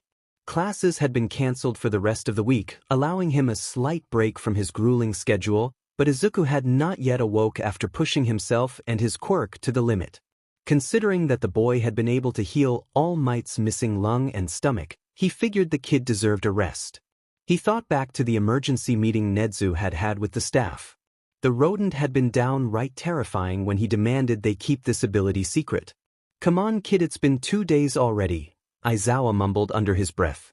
The doctors had assured him that the boy was only suffering from exhaustion, but he really hated seeing any of his students in a hospital bed. It made him feel like a failure. As if hearing his quiet demand, Izuku stirred. His bright green eyes slowly opened and he looked over as his teacher. "Sensei?" he asked in a quiet voice. "I'm here, kid," Aizawa said as he pressed the button to summon a nurse. "You're in the hospital for severe quirk exhaustion, but you are okay." Izuku's brows furrowed as if he was trying to remember something, but couldn't. "Something happened at the USJ, right? Is everyone okay?" "Yeah, kid," Aizawa said, trying to ignore the warning bells going off in his head at the kid's lack of memory. "The doctor will be in a little bit to check you over. What do you remember about the USJ?" "Not much," Izuku said as he pushed himself up into a sitting position. "There was a boat, then you were hurt, and All Might was so tired and 13 was hurt. I think I hurt someone or something. I'm not quite sure." Aizawa hummed acknowledgement of the boy's answer as the doctor came in. He quickly asked Izuku some questions and marked down some notes after giving him a checkup. Izuku complied as he became more and more alert of his surroundings. After the hospital staff left, Izuku once more looked at Aizawa. I hurt that creature, didn't I?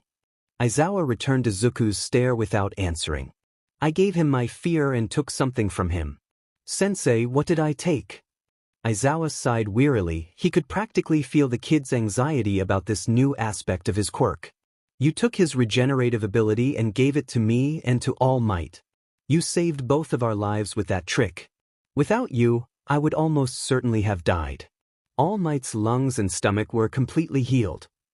Was the SWH permanent, or did I just take the energy of his quirk and transfer it to you both? Izuku asked with a careful expression on his face. The Nomu kept his quirk, but none of the fear you were trading for it. You were just siphoning the energy from his regenerative quirk to yourself and others, Aizawa said. You did light up. Like a Christmas tree though. Izuku didn't reply, instead bringing his hand up to his chin and mumbling quietly to himself. Aizawa stood up and put his hand on the kid's shoulder. Nedzu is having the staff keep this new development for your quirk under wraps for now. Shizenji will be working with you on it, but for now, you can take it easy. Izuku startled at the gesture from the stoic man, before flashing him a grateful smile. Thanks. Sure, kid. Mineta felt like a hero when he walked into class on Monday. He had been able to capture a villain. It might have only been for a few minutes, but his quirk that had once been ridiculed had been useful. The only reason he had friends at all in middle school was by owning how perverted his quirk could be. After all, as a 4-year-old he had named his own quirk Sticky Ball. Ignorance is bliss, until you are blindsided with it by bullies in the middle school locker room. Shaking those unpleasant thoughts from his mind, he moved the door to the class open and strode in proudly. I am here, Mineta said as he hopped up on the teacher's desk and posed dramatically. Kaminari, arguably his best friend since school started, flashed him a goofy grin with both thumbs up. Oh, Mineta, the blonde said. Tsuyu told us you helped keep a villain down. Nice job, man. Mineta preened under Kaminari's attention. It was nothing, Mineta smirked as he brushed some imaginary dust off of his uniform. I saw an opportunity and I took it, that's all. Tsuyu just rolled her eyes and went back to her conversation with Hagakure. Mineta had been extremely useful in restraining the villain, but only because Aizawa had managed to erase his quirk and Mineta had tried to punch the villain with his quirk out of pure fear. The snot had not been pretty, and that was coming from a girl who could secrete mucus from her pores. Shut up and sit down, you are wasting time, Aizawa said when he pushed open the door to begin class. Tsuyu raised her hand. What? The grumpy teacher said as he stared Tsuyu down. Where's Midoriya? Tsuyu asked as she tilted her head to the side. Her fellow green-haired classmate had not come in yet, and she was worried that he was still hurt from the USJ incident. Midoriya is fine, Aizawa said in a bored tone. His schedule has changed slightly, so he will be in a different class until hero training. You'll see him then. If you have any more questions, ask him when you see him. For now though, we need to focus on something more important. The students leaned forward in tense anticipation of his next sentence. The school sports festival is coming up, you'll need to prepare. A sigh of relief swept through the students. Principal Nedzu has decided to continue with this event despite our recent troubles. Plus Ultra and all that. Yaoyorozu, you are in charge of organizing practice slots for the gyms. Good night. That said, Aizawa swiftly slid into his sleeping bag and fell back asleep. Chaos resumed as the class began to clamor excitedly over how to prepare for the sports festival. Uraraka, meanwhile, glanced at Midoriya's empty desk with a small frown.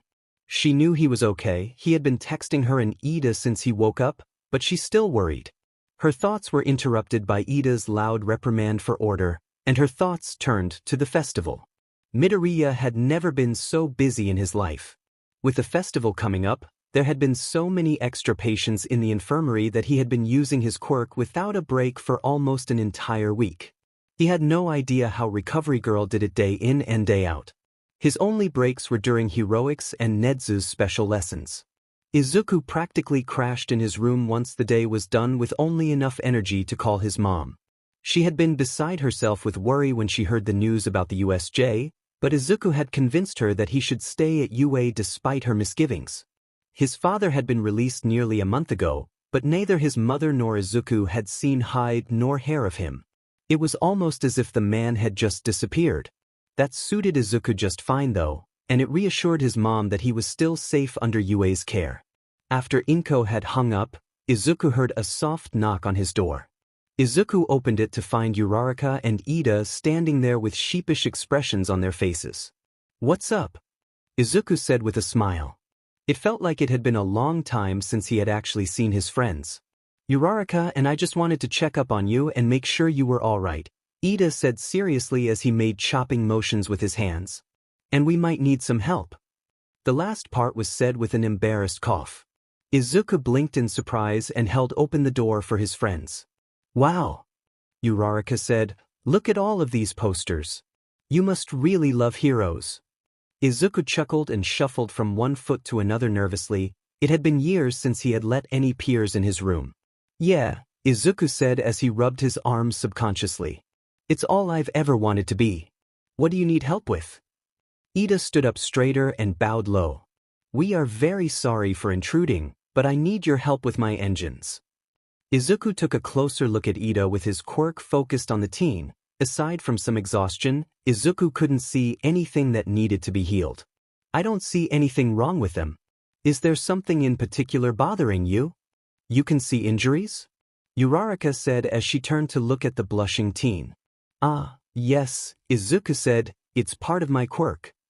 Ida blushed and bowed again before very loudly declaring, "I'm sorry for lying. We just wanted to hang out with you and couldn't figure out a way to get past Aizawa-sensei without saying we wanted you to help us with a training injury." Izuku blinked in surprise while he tried to process what Ida had just said, before bursting into tears. "What's wrong?" Uraraka asked, instinctively reaching out to Izuku, who put up his hands to wipe away the tears. "I'm sorry," Izuku said between sobs. "It's just been a while since someone wanted to hang out with me. After I thought you would find me scary or something." "Why would we ever find you scary?" Ida said, flabbergasted at the boy's words. "I wasn't there or the majority of USJ, but I heard nothing but good things about your actions from the students who saw you. You healed our teachers and helped stall the villain until help arrived. If anything, you gained the respect of your peers and the staff." Uraraka nodded along to Ida's rant before adding, "Plus, the sports festival is keeping everyone busy. We should have come to hang out with you sooner." Izuku's tears slowed and the boy gave the pair a blinding smile that made both students blush. "You're right. I shouldn't have assumed. Sorry for crying." "It's all right," Uraraka said, fighting a blush as Ida clapped a hand on Izuku's shoulder in a friendly gesture. "So who's your favorite hero?" Izuku wiped away the last of his tears and the trio fell into a comfortable conversation until Aizawa came to escort Uraraka and Ida to the front gates. Bakugo stomped his way to the front of the podium when it was his turn to give a speech. "I'm gonna win," he declared brashly as he glared the entirety of the first years down. He saw the defiance and outrage on some faces but grimaced when he saw Izuku's fond expression pointed towards him. He didn't know why the nerd was even there. He could no longer deny the kid was a good healer after he healed their teachers at the USJ, but that didn't mean he was no longer dangerous. He knew what that stupid Deku had done to his dad. He felt the familiar rage bubbling under his skin when he thought about Uncle Hisashi. The man had been nothing but nice to Katsuki and his family. He would never in a million years have thought he was hurting Izuku and Auntie Inko. When Izuku disappeared and Uncle Hisashi had been on trial, Katsuki felt like his entire world had been flipped upside down. Uncle Hisashi was a hero. He would never hurt his family. Then they started accusing him of rigging fights, embezzling funds from his charities, and bribing conspirators. It was clear that someone was setting him up. Katsuki was convinced that Izuku and Inko were in danger until he overheard his parents talking about the trial when they thought he was asleep. They thought that Inko had set Hisashi up, but then argued about how it didn't make sense. When Izuku had finally returned and told Katsuki what his quirk was, Katsuki was sure. Izuku had somehow traded his father's goodness for someone else's evil. Izuku was the one to blame. Then, as if he felt guilty, he went around trying to save everyone, even the extras who didn't deserve it. It was as if he was trying to make Katsuki the evil one. Katsuki wasn't going to let that fly. So he fought. He was the one everyone looked up to. He let everyone know who Izuku's father was. He made sure no one would take the nerd seriously. It worked until Izuku became a healer. A healer that could supposedly carve your mind into whatever he wanted. Forget that. Bakugo had to tread carefully after the suicide baiting, but he still had to take Izuku down a few pegs. To do that he would have to establish himself as top dog so the extras would take his warnings seriously. He was going to win and save everyone by being number one, just like All Might. Izuku watched the sports festival from Recovery Girl's infirmary. Nedzu and Aizawa had told him they would allow him to take part, but only if he felt comfortable with the publicity. Izuku had declined. His mother was still worried, and he knew that publicizing his presence would not help her fears. So he took the out he was given, and opted to help Shizenji in the infirmary. He watched his friends in awe as they fought tooth and nail to win. The infirmary was flooded with peers who had quirk exhaustion, but nothing too serious. Recovery Girl shooed Izuku off to eat lunch with his friends when Ida and Uraraka came to grab him. Izuku parted with a smile and sat down to shovel his bowl of castuden into his mouth before he felt a cold hand on his shoulder. Turning, Izuku caught sight of Todoroki. "What's wrong?" Izuku asked as he looked into the boy's emotionless face. "Why aren't you participating?" Todoroki asked.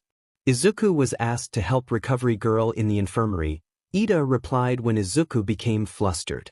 Todoroki let his hand fall but kept his gaze trained on Izuku. "Shame, I was hoping to fight you." Izuku was about to say something when they were interrupted by Bakugo stomping over while loudly swearing.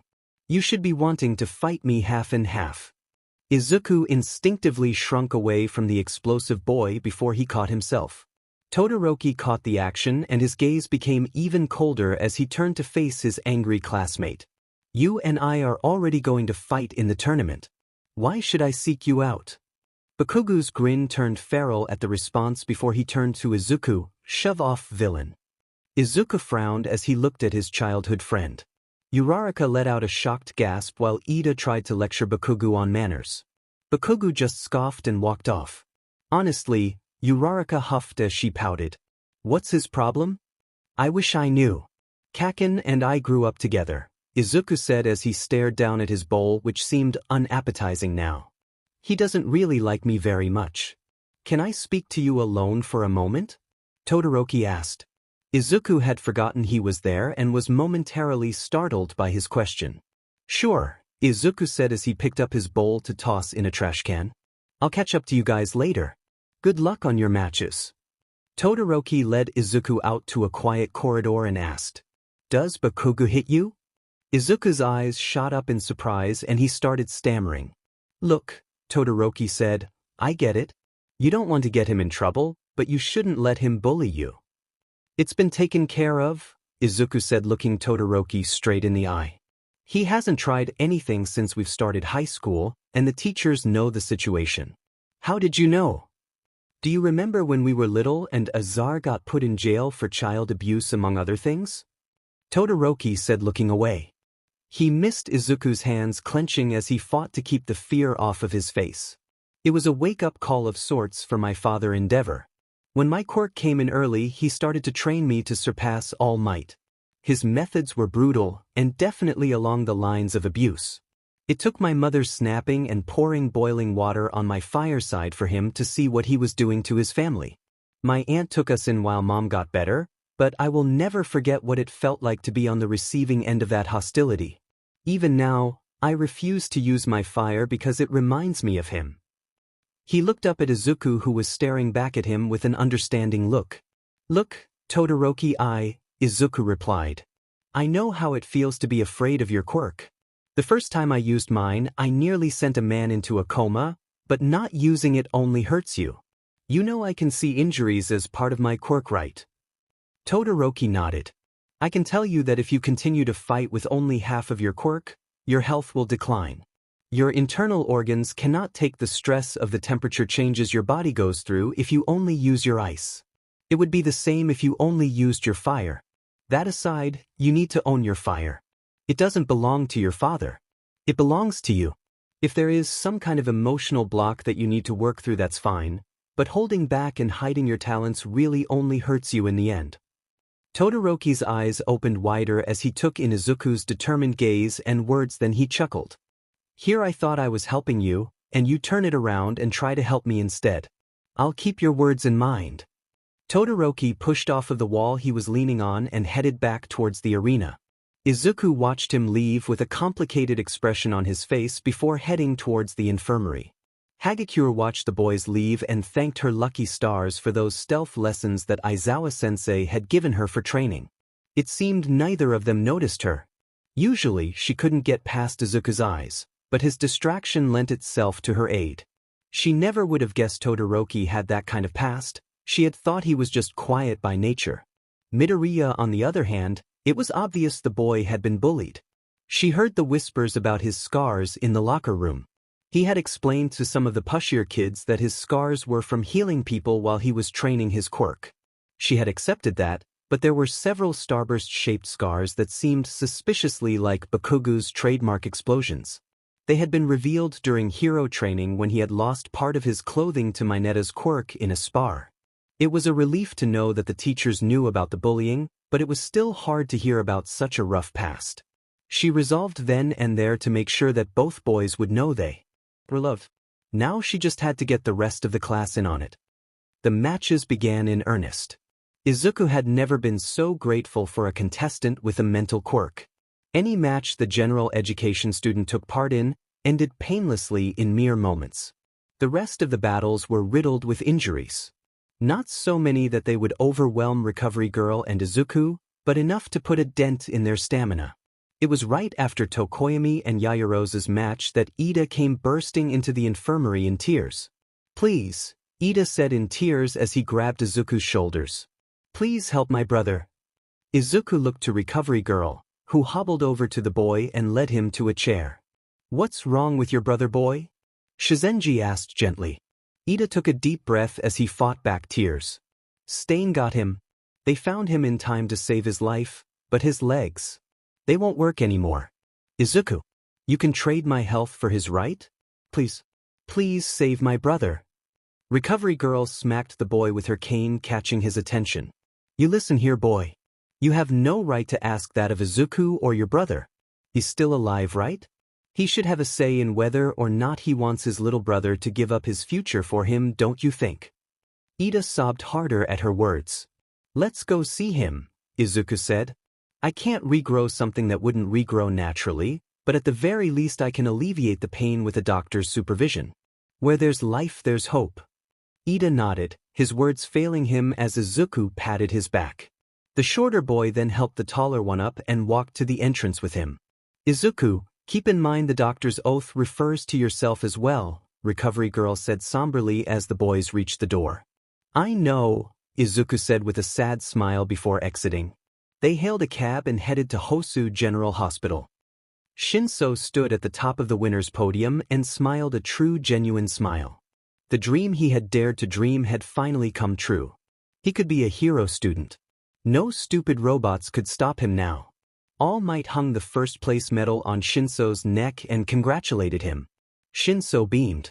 Bakugo was going to kill him. Not only had he lost, but he had been controlled by A at $$ and $ING brainwashing Quirk. It enraged him even more than Todoroki's half-hearted attempt at using his fire. The only bright side to this whole fiasco was that he hadn't seen Deku since lunch. Todoroki looked at his hands despondently as he thought about the fight with Bakugo. He had summoned his fire at the last moment. His quirk had reacted naturally to the boy's concussive explosions.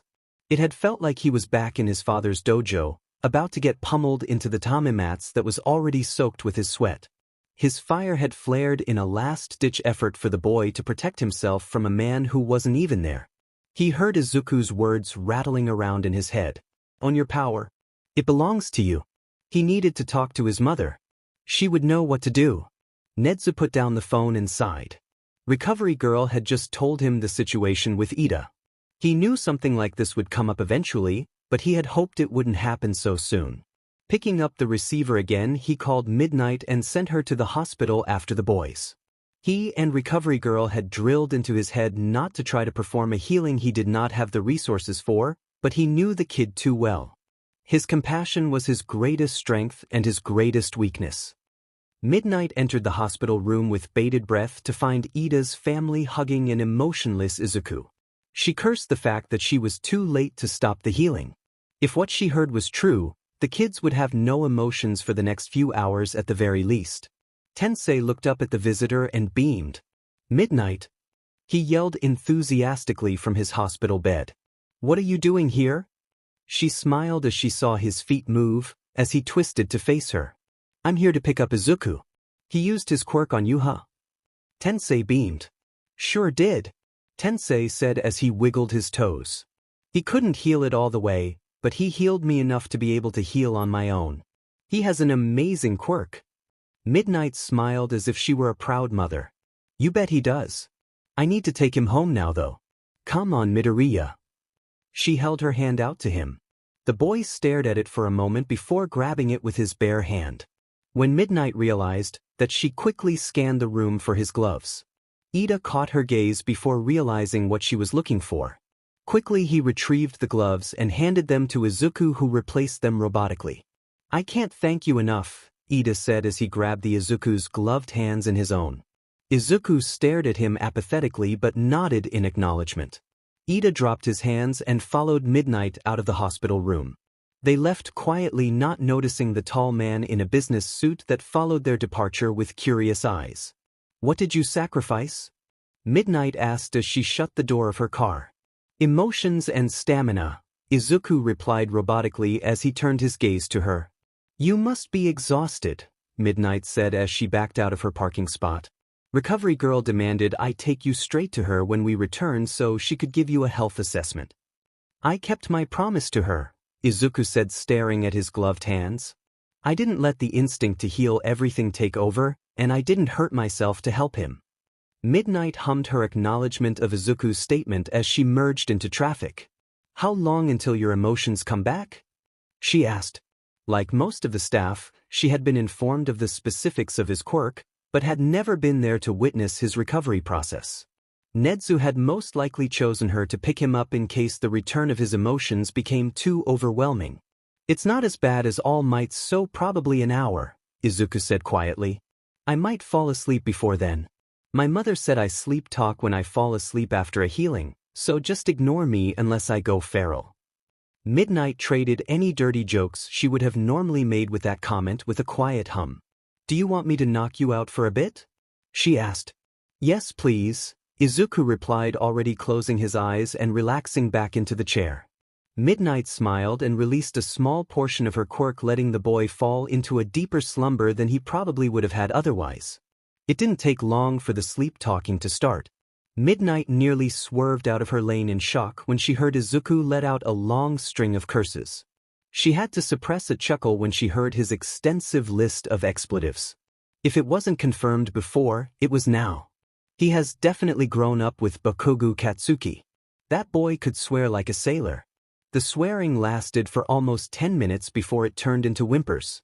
Midnight was tempted to pull the car over and comfort the boy through the tears that were welling up in her own eyes. "Please stop hurting, Mom, I'll be good." "Dad, it hurts, what did I do wrong?" "Kaken, please stop." If she had doubted Azar's guilt before, she didn't now. She was relieved when the sobs stopped and were replaced with giggles and laughter, closely followed by a string of love confessions to anything and anyone he had seen in the last few hours. It took about 30 minutes before Izuku stopped sleep talking and started quietly snoring. It took another 30 minutes for Midnight to return to UA. Aizawa met them in the parking lot along with Nedzu and Recovery Girl. Aizawa deftly unbuckled the gangly teen and carried him to Recovery Girl's office as Midnight tagged along. Aizawa laid the boy down on a cot and watched as Shizenji started fussing over the boy. "You saw it?" Aizawa said as he looked at the tear tracks running down Midnight's face. The BDSM hero just nodded silently before looking at Aizawa with a pitiful look. Aizawa wordlessly held out his arm to let his old friend hide the new bout of tears running down her face in his shoulder. "He's just always so happy," Midnight cried. "Why did this have to happen to him? Why does it have to happen to any of them?" He's just hiding so much hurt. I haven't felt this powerless since Oboro. Aizawa just listened silently as he brushed her hair with his fingers. Recovery Girl gave herself a satisfied nod as she finished her tests. She locked eyes with Aizawa and gave him a relieved nod.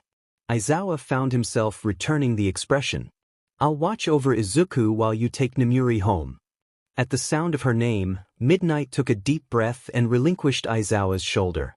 I'll be fine. Take care of your kid. Aizawa shot her a worried look. Oh, don't look at me like that. I might take it as an invitation to climb into bed with you. If she can crack jokes like that, she'll be fine, Aizawa said as he rolled his eyes and moved to Izuku's bed to pick him up once again. Here are the results of internship offers, Aizawa said with a bored expression as he pushed a button on his remote. Those who did not receive offers have a list of 30 agencies willing to take interns from UA. Make a list of your top 4 choices, your reasons for choosing them, and turn them in by the end of tomorrow. Yaoyorozu, come pass out the offers. I'm going to sleep. The class broke into excited whispers as they flipped through their lists. Uraraka immediately picked up her pile and went over to Midoriya's desk. I got a lot more than I expected to, especially since I lost to Bakugo, Uraraka said as she placed her pile on Midoriya's desk. Well, you made a good showing, you just ran out of stamina in the end, Midoriya said with a smile. Even making it through the obstacle course should get you an offer or two. I guess you're right, Uraraka said. You know a lot about heroes, right? Oh, Izuku said with a blush. Yeah, why? Which of these offers would help me get better at combat? Uraraka said. Oh, I see you want to be able to both rescue and defend, Izuku said enthusiastically taking the stack from her. Your quirk is great for both. Uraraka blushed at the unexpected praise as Izuku shuffled through the pile quietly mumbling to himself. Here, these the heroes that are combat-oriented, he said handing her a pile. These are the all-arounders, he handed her another pile. And these are the rescue-oriented heroes. Well, thanks, Uraraka said taking the separated piles. Where are you going to intern? I am interning at an ER in Hosu, Izuku said. I helped out there the other night, and they decided to extend an offer to me. Why aren't you interning with a hero agency? Uraraka asked. ER is affiliated with Ingenium's agency. They provide emergency assistance when the agency's own staff isn't enough, Izuku said. After the USJ, I wanted to focus more on how to efficiently spread my healing resources in times of crises.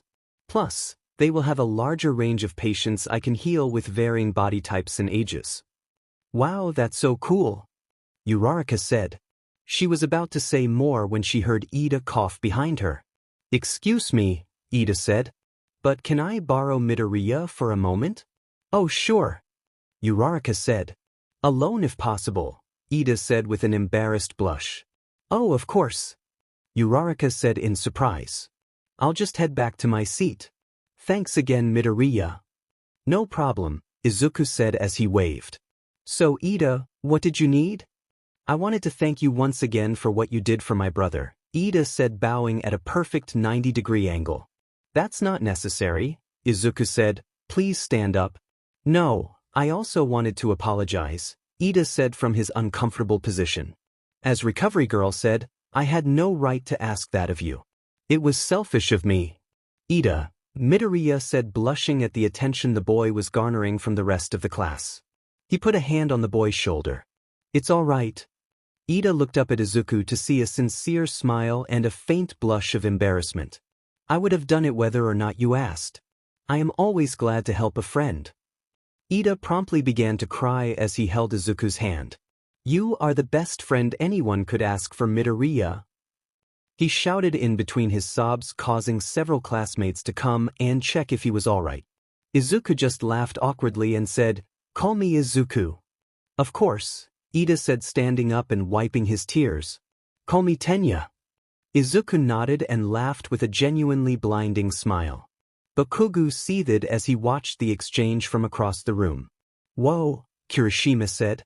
I don't know what Izuku did, but it must have been really something if he got Ida to cry. Teach, Bakugo said as he turned away from the scene. The nerd doesn't know how to do anything but hurt. Ida's going to be crying soon enough. Whoa bro, Kirishima said. That's not cool. I notice you always refuse healing when he's the one doing it. What do you have against Midoriya? None of your business, Bakugo barked as he returned to his pile of offers. Kirishima shrugged and looked at his own pile. Todoroki looked over at the blonde and the redhead with curiosity. What about the shy green-headed boy could have Bakugo so afraid? Before he could think about it any farther, Hagakure came over. Todoroki-san, who are you picking for your internship? The stoic boy blinked in surprise. In the 2 months since school had started, no one had tried to talk to him aside from Yaoyorozu and Izuku. He wasn't great at starting conversations either, so the fact that one of the most excitable girls in the class was talking to him out of the blue was rather confusing. I'm interning with Endeavor, Todoroki said, adjusting his gaze so it was where he imagined her eyes might have been. What about you? Todoroki listened as the girl chattered on about her choices. It was comfortable, almost like listening to Fuyumi chatter about her college classes while their aunt made dinner in the kitchen. Hagakure was thrilled. Step 1 in her and Aoyama's Let Todoroki and Izuku loved plan was a success. It was rather surprising that Ida had a waterworks show, but Izuku seemed delighted to have a friend that would call him by his first name. Todoroki was the one she was more worried about, but it seemed the boy was a little more shy than standoffish as his stoic demeanor would suggest. If she didn't know better, she would even say he enjoyed listening to her chatter. She couldn't wait until internships were over for Phase. Izuku was certainly not expecting to be in an alleyway at any time that night, so how the heck did he get here? His internship had started out normal enough. It had been exciting to work in a real hospital. Dr. Chiseiji, the art director, had been nothing but kind as he informed Izuku of hospital protocols and ER patients. The ER was blessedly slow, at least it was until Nomus began to fly around the city. Patients started coming in left and right. There was no time to rest. Izuku scurried around the ER distributing bandages, ointments, gloves and the like wherever they were needed. About 30 minutes in, the hero, Native, had asked for a field medic to help him with a down patient. Dr. Chiseiji had grabbed Izuku's shoulder and pushed him to the forefront. We can't spare any staff on the field, but this intern should be able to keep your friend stable until help can get there, Dr. Chiseiji said. Remember your training, you can do this. With that, the doctor was gone to see another patient, and Izuku ran after Native. The building collapsed under the heat of Endeavor's flames and trapped a few citizens, Native explained as they ran towards the building. It seems like they are a young couple. I stabilized the building, but they are too large to make it out of the small opening I was able to find to get them out. Do you know their quirks? Izuku asked as they found the scene. I've come back with help. Native yelled and crouched in front of the small opening. Izuku crouched with the hero and peered into the shadows. They were responsive when I came to get you, Native said, panicking when they received no answer in return. Izuku put a calm hand on Native's shoulder and moved him aside to take a look. If they were alive and hurt, Izuku should be able to pick up their pain signatures. I can't see any vital signs, Izuku said, his heart clenching painfully as he pulled a flashlight out of his bag. Flicking it on, he shone it down into the hole Native had led him to, praying he wouldn't find bodies. Finding no one, and no other way out, Izuku let out a sigh of relief. It looks like they got out. I don't see any bodies, and no other XI. Izuku stopped as he turned around to find that Native had vanished. On alert, Izuku stood and assessed his surroundings. There had been a Nomo battle in the area, but Manuel was there with his crew, putting out the fires the fight had caused. Izuku ran up to him. Manuel, he said. Have you seen Native? I was helping him find a patient, but then he disappeared. The normal hero looked at Izuku's hero outfit and looked around. No, Manuel replied, then looked over his shoulder. Ida, have you, Fifi? My intern is missing as well. Ida Tenya was your intern? I go to school with him. You take care of the fire, Izuku said. I'll see if I can't find them. All right, Manuel said, but be careful. Call for help if you need it. Izuku nodded and started moving away. The only way Ida would have left his post was if he saw something was wrong elsewhere, Izuku mumbled as he began searching the area close by. Wait, Izuku stopped for a moment as his body turned cold at the thought of Stain being in Hosu. If he saw Stain, there's no way he wouldn't have gone after him. Same for Native. Let's see, Stain's attacks have always taken place at night in the alleyways. Alright, let's check there first. If I can get to the rooftops, it will be easier to scan the area. Having made a plan of action, Izuku scaled the closest building that was not currently on fire and prayed as he quickly jumped from roof to roof looking for the hero and his classmate. 2 alleyways away from the fire, Izuku spotted them. Native was unconscious, slumped against the wall and paralyzed, but not overly injured. Ida was face down about to be impaled by a worn katana. Quick as a thought, Izuku dug out the tranquilizer gun he had commissioned from the support department and took his shot. The hero killer jumped back, just barely missing the tranquilizer dart that was aimed at his chest. Cursing, Izuku pulled out his cell phone and sent out an SOS to the hero line, leaving his phone on so the encounter was recorded regardless of the outcome. Well, what do we have here? Stain asked as he spotted Izuku from his rooftop. You shouldn't butt into things you don't understand, the bandaged man sneered at the green-haired youth. I think I understand plenty well that you were just about to impale my friend with your weapon, Izuku said, standing tall. Hoping against hope the other heroes got there in time. How did you paralyze them? Izuku! Ida yelled with tears of frustration in his eyes. Run now. That's Stain, the one who hurt Tensei. Oh, Stain said, his eyes darkening considerably as he hears Ida's yelling. So you do know the fake hero in training. What makes him fake? Izuku asks as he jumps to the fire escape below, praying to keep Stain's eyes on him until the pros get there. The longer he can get him to talk, the more time the heroes have to make it. He left his post to chase after the ideal of revenge, Stain said. Are you sure? Izuku asked, tilting his head as if he was curious while subtly pulling out a smoke grenade filled with Midnight's Quirk essence to use if the talking didn't give the other heroes time to get there. How do you know he didn't just see you hurting a hero and come to help? Are you that naive? Stain asked, gripping his blade a little tighter. I knew from the moment he barreled around the corner this was poor Ingenium's little brother. Why else would he be in the area? Izuku, please, just run. Tenya pleaded. He was terrified that the healer would be killed right in front of his eyes. The greenette just shot him a calming smile as he continued to talk to the serial killer. How was he supposed to know that Native was paralyzed? Izuku asked, keeping his eyes trained on Stain.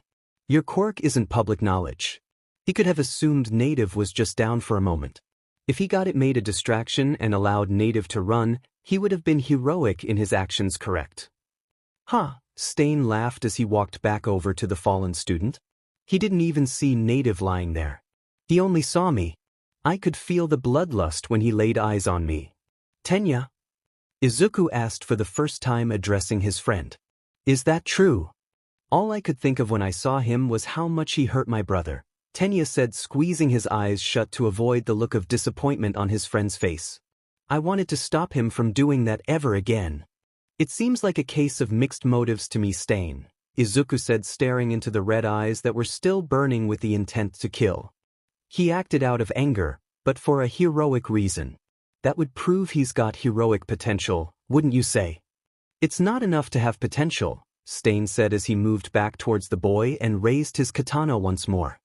He has just as much potential to be corrupted by his anger. How many victims will he create from his anger and fear before he starts actually living up to his true potential for good? Izuku knew there was no more time. Pulling up his gas mask, he threw the grenade and smoke began to fill the narrow alleyway. Stain immediately tried to cover his nose with the scarf, and Izuku jumped down to scoop Tenya in his arms.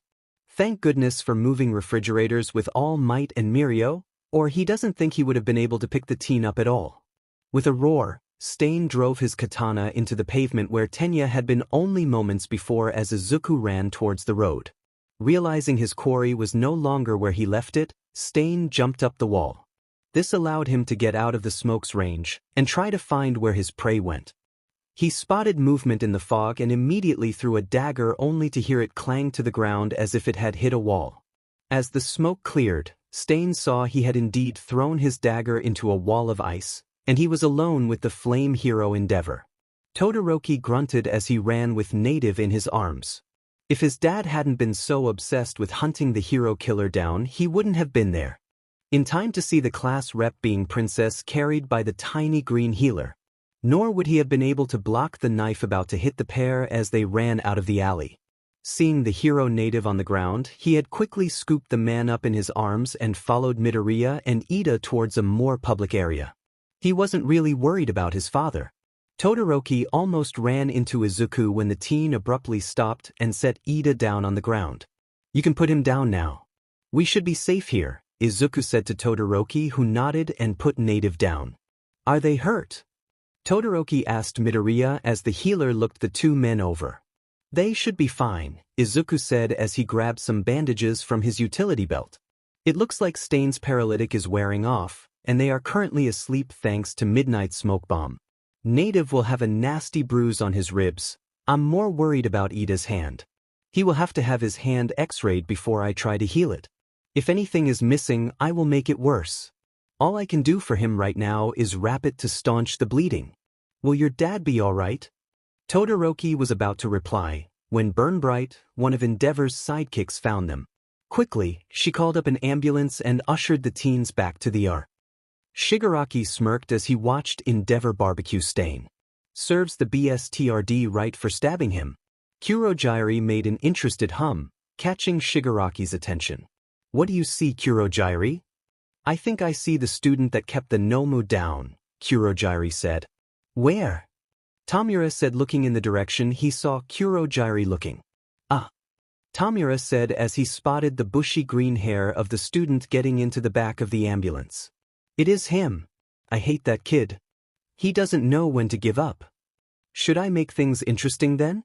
Kurogyri said. "No," Shigaraki said with a wicked smile. "Sensei has something in store for the brat already. I can't wait to see it." "Very well," Kurogyri said before opening a portal back to the bar. "I think that's enough for the night, don't you? We still need to get that stab wound looked at." Shigaraki scoffed and entered the portal. "We really need a healer," he mumbled as the portal closed behind them. Toya and Toga sat on the edge of their seats as the newscasters reported the breaking story. In the midst of the League of Villains attacking Hosu, Stain had been captured and brought into custody by the flame hero Endeavor. Stain, otherwise known as Kaizome Agakure, has allegedly murdered over 20 pro-heroes and maimed 12 sidekicks on his killing rampage that lasted the better part of 2 months. The community mourns the loss of these heroes even as they are grateful the killer is behind bars. Toya stood and kicked over the small table as he carded his hands through his black-dyed hair in frustration. Of course it was freaking Endeavor. He yelled. "Has he not tormented me enough? I can't believe they locked up Stainy." Toga pouted. "I hate your dad. Don't call that man my father," Toya said, sighing and flopping back on the couch. "I renounced him the moment he left me for dead." "Oh, you mean that time where you almost burnt up from training?" Toga asked, picking some dirt from her fingernails with a knife. "I wish you would have at least kept some scars. I bet you would have looked real good all beat up like that." Toya looked down at his unblemished skin with a thoughtful frown. It had been about a week after he had stumbled out of the ashes that used to be his training hall that the only miracle in his miserable life occurred. After the accident, he found himself utterly alone in a pile of ashes. When he realized no one was there to help him, he knew with absolute certainty his father had left him for dead. He shuddered thinking about how he had spent so much time seeking his approval only to be thrown away once the family genius began showing promise. He had just started walking, hoping someone would find him and help him. A week passed and no one did. Toya finally collapsed from exhaustion in an alleyway behind a local grocery store. He didn't know how long he had laid there, but the next thing he knew he felt cool hands caressing his forehead, and all the pain vanished, as if it had been a dream. When he opened his eyes he saw a young child and his mother with 2 pairs of the most luminescent green eyes he had ever seen stared at him. The younger boy immediately gave him a hug and started babbling about how much he loved the teen and that he could come with them and they would take care of them. The woman looked like she was trying to suppress a chuckle as she peeled the young boy off of Toya. "Izuku used his quirk to heal you. Don't worry about the gushing, it's a side effect of his quirk," the woman said as the boy turned to hug her just as he had hugged Toya moments before. Do you need me to call someone for you? You were awfully hurt. If you need a place to stay for the night, you are more than welcome to come with us. At the woman's words, Toya shook his head and stood up after brushing himself off. No thank you.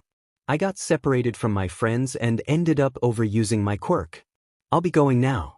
Toya knelt down so he was eye to eye with the younger boy. Thank you for healing me. The little boy's eyes lit up in delight and he giggled as he gave the teen a tight hug. You're welcome. I love you. Feel better. The boy nuzzled in closer until the woman finally took pity on the teen and peeled the boy off of him. As soon as he was free, Toya waved the pair off and briskly walked in the opposite direction. He looked down at what remained of his clothes from the fire. His breathes were thankfully intact, but his shirt was only a little better than tatters. Grunting, he tore the fabric off and tossed it in a nearby dumpster. He probably should have accepted the woman's offer, but she would have figured out who he was eventually, and he didn't want to go back. Besides, he never would have met Toga otherwise. As his memories settled, he looked at the blonde girl sitting on the couch of the beaten-down apartment they shared. She was crazy, that was undeniable, but aside from a rather unsettling lust for blood, she was just a lost girl, much like he was. It would be harder to hide if I had those scars, Toya finally said. It's not like I haven't gotten plenty of other scars, some of them are even your work. Toga smiled like a Cheshire cat at the mention of the scars. Like I said, you look better with scars, you bleed so well. You think the League of Villains was really working with Stain? Toya asked, ignoring her comment. He's never mentioned working with a group. I thought he was more of a lone wolf. Who cares? Toga asked. If they want to carry on his work while he's in prison, we might as well join them, don't you think? It could be fun, like having a family again. What? Toya joked. I'm not enough for you? You won't let me cut you, Toga pouted. I need more blood to stay sane, you know that. All right, fine, Toya said. We'll have Jiren introduce us tomorrow. Hooray! Toga said as she gave Toya a hug. It was an often enough occurrence that Dabi just gave the girl a fond sigh and a pat on the back. He really didn't know what he would have done without her. He certainly wouldn't be doing as well as he was now. Adopting a fellow runaway with a transformation quirk had been the best thing he had ever done. Izuku sighed as he finally made it home. Dr. Chiseiji had taken one look at the patients the teen had brought in and told him he had the rest of the night off. Victims from the fires had finally stopped trickling in for the night. Luckily, there had been quite a few rescue heroes in the area that prevented a lot of civilian injuries and casualties. That meant he had to wait for one of the teachers to show up so they could question him. Eventually, Vlad King had showed up in his casual clothes. It had been majorly awkward seeing how Izuku had never really interacted with the man. He seemed to have some sort of problem or rivalry with Aizawa. Izuku had steered clear, not wanting to get caught up in teacher drama. Vlad King had simply made sure he was all right and skirted him silently back to the dorms. Izuku had bowed and thanked the man. Vlad had been about to say something, but instead had simply turned around and left. Too tired to think of anything else, Izuku made it to his room and crashed on the bed, falling asleep without even bothering to change his clothes. The next day, Izuku was awakened by several loud knocks on the door. Groaning, the teen rolled out of bed to answer the door. Cementos stood there with Principal Nedzu perched on his shoulder. Good morning, young one, Nedzu said cheerfully as his tail swished from side to side.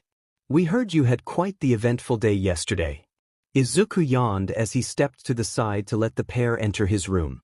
Izuku always tried to keep things neat. The only thing in disarray was the bed he had just stumbled out of. It certainly was hectic.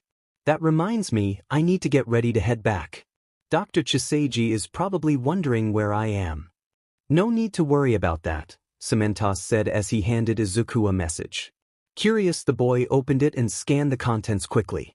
Dear Midoriya, due to the incident that occurred last night, I thought it would be better for you to return to UA and finish your internship under Recovery Girl.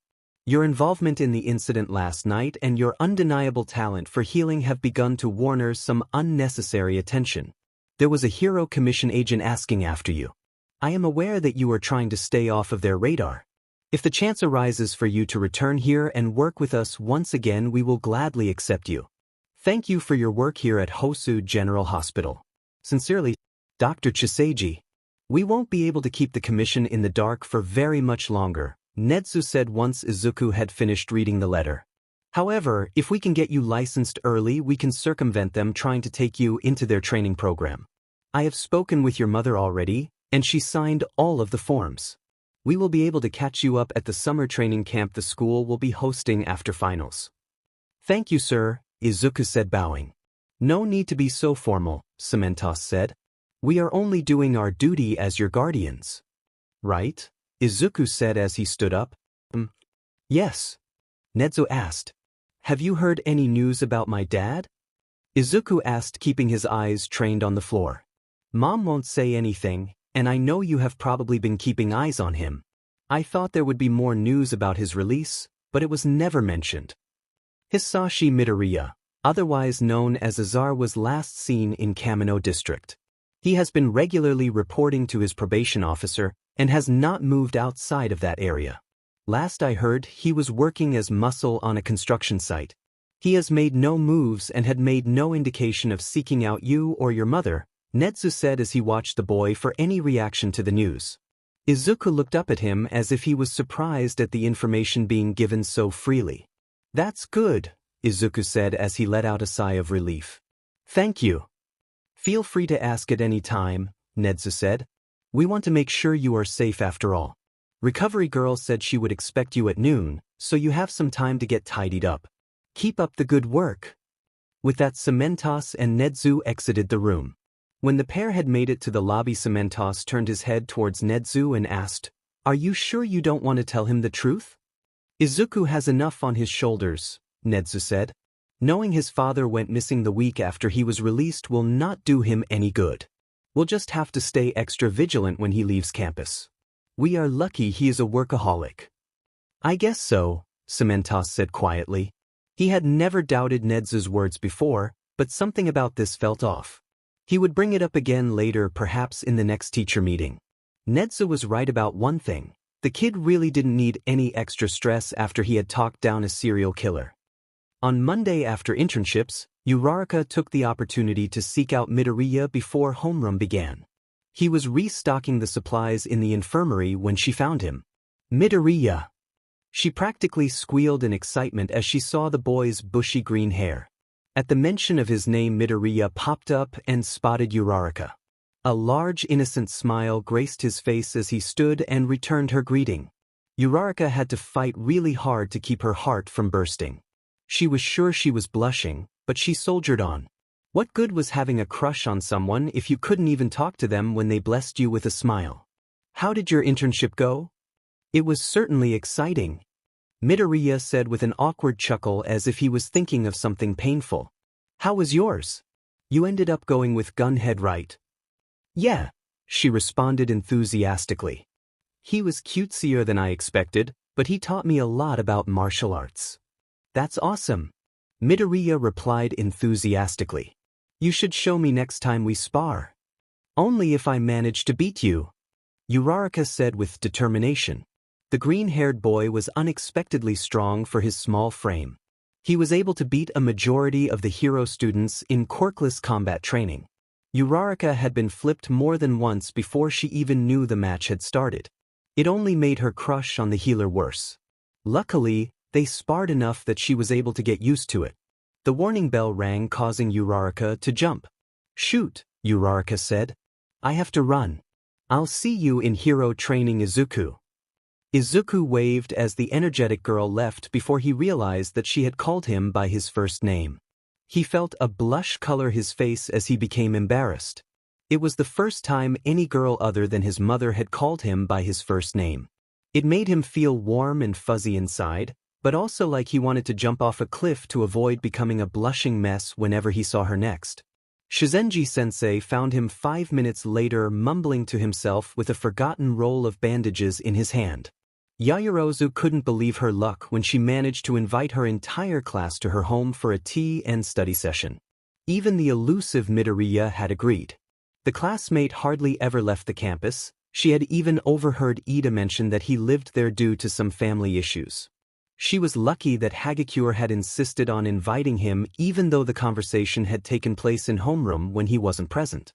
Now they were all here, minus Bakugo and Kirishima, who had decided to study on their own. She giggled as the class gaped at her home. She forgot that she was considered wealthy. It was just normal to her. She had already grouped the students together based on what subjects they most needed help with and was going around from group to group. Midoriya was surprisingly doing the same. The class had been shocked to learn that. The boy already had his high school degree and was only at UA so he could get a medical and Quirk license to be a rescue and support hero. He had ended up being a wealth of knowledge during their study session.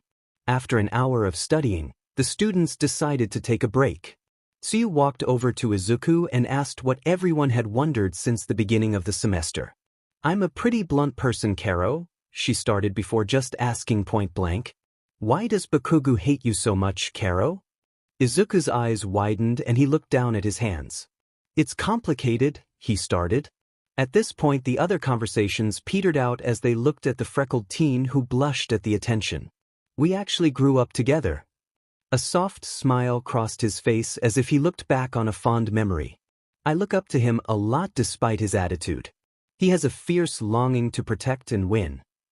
His smile fell to a contemplative look as he continued. "My quirk manifested in a stressful situation that led to my dad being arrested.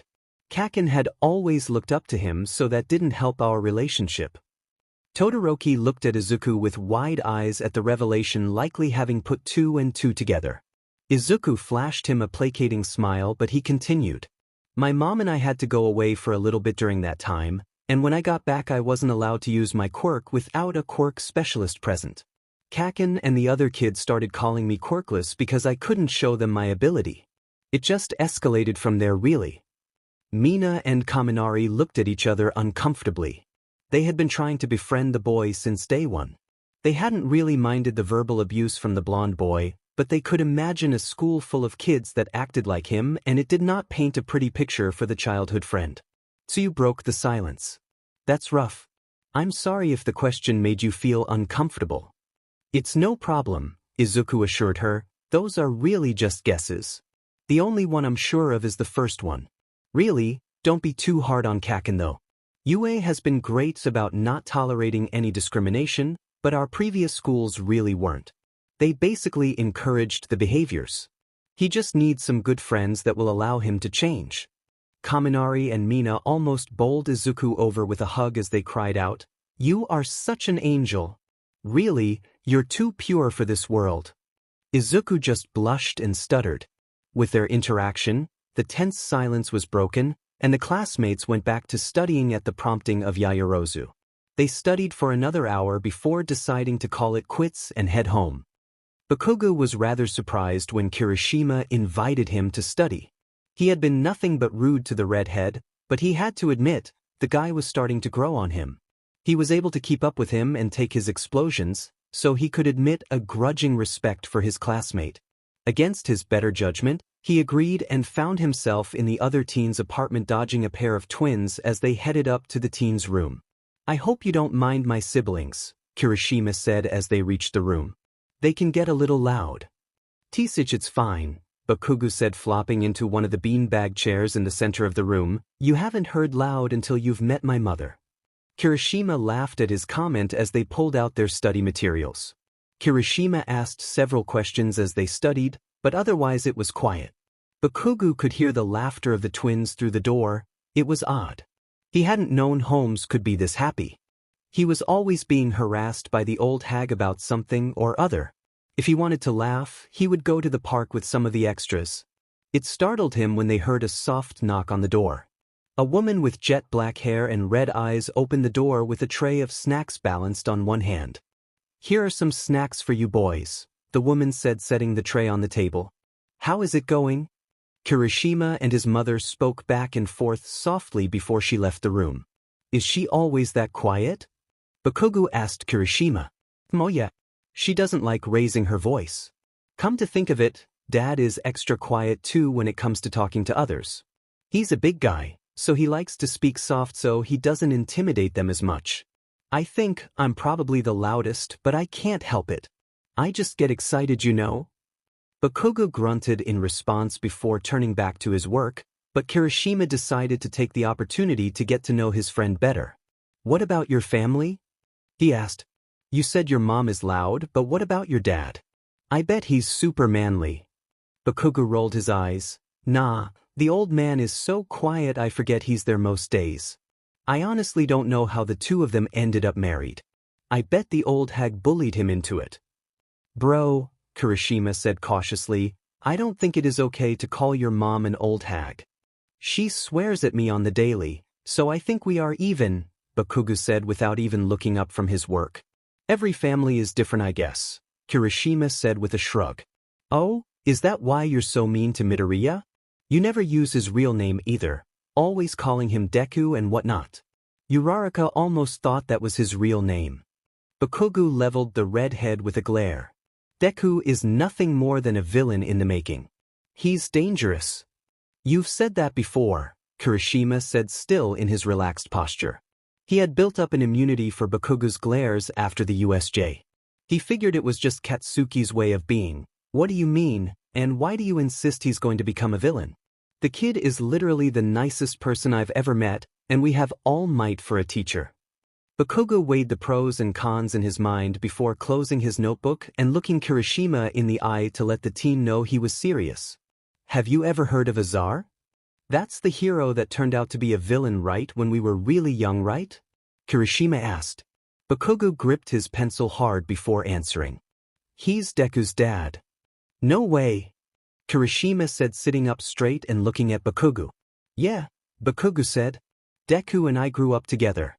His dad was nicer to me than my own parents were, but then suddenly he's outed as a child abuser right when his kid manifests a quirk that can swap one thing for another. I think Deku did something with his quirk to switch the man's personality. It just doesn't make sense any other way.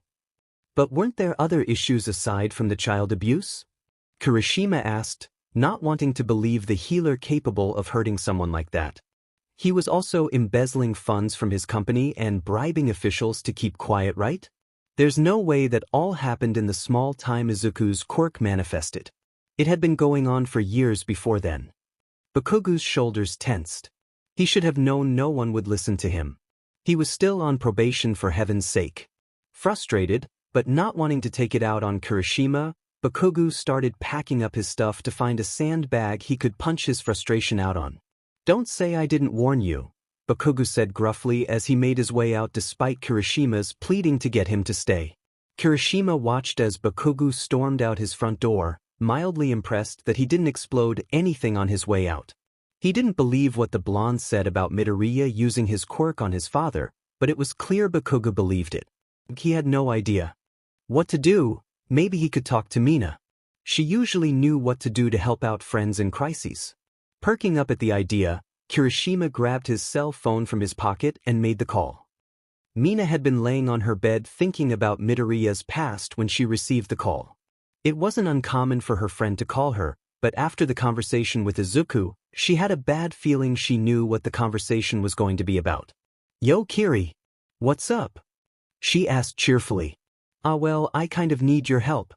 Are you in trouble? She asked, sitting up straighter. No, Kirishima said. I studied with Bakugo today for the finals and finally got him to open up about why he hates Midoriya, but I handled it the wrong way and he stormed off. What did he say? Mina asked. Some of it is kind of personal, Kirishima said hesitantly. If I tell you it needs to stay between us, all right? Of course, Mina said, bringing her nails to her mouth. It must be bad if Kirishima was this worked up. So apparently Midoriya's dad is Azar. You know, that hero turned villain back from when we were kids. Bakugo grew up with Midoriya and knew the guy. Said he was super nice to him and it didn't make any sense that the man was a villain. He thinks Izuku used his quirk to switch him from good to evil when he was little. I told him that doesn't make sense and that the crimes aside from child abuse had been going on for longer than Izuku would have had his quirk.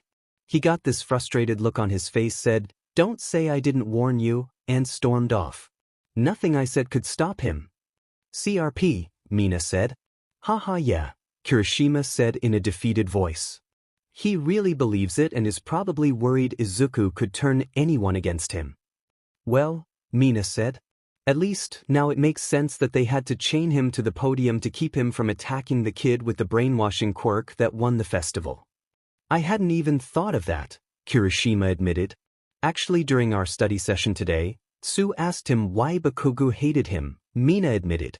Midoriya admitted they grew up together and that it was probably because when his quirk manifested it landed his dad in jail, and then when all the police drama was over, Izuku wasn't allowed to use his quirk and ended up being treated as if he was quirkless by Bakugo and others in his previous schools. He still seems to really admire Bakugo and his longing to protect his friends though. He practically begged us to stay friends with him and allow him to change.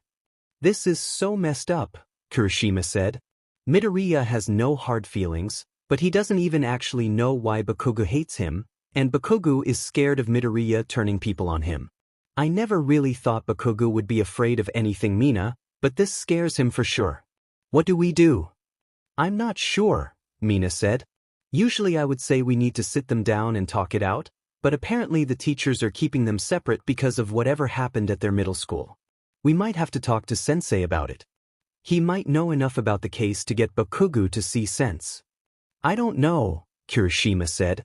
It might make Bakugo think I was ratting him out or something. Mina sighed. Maybe you can work on getting Bakugo to talk to him then.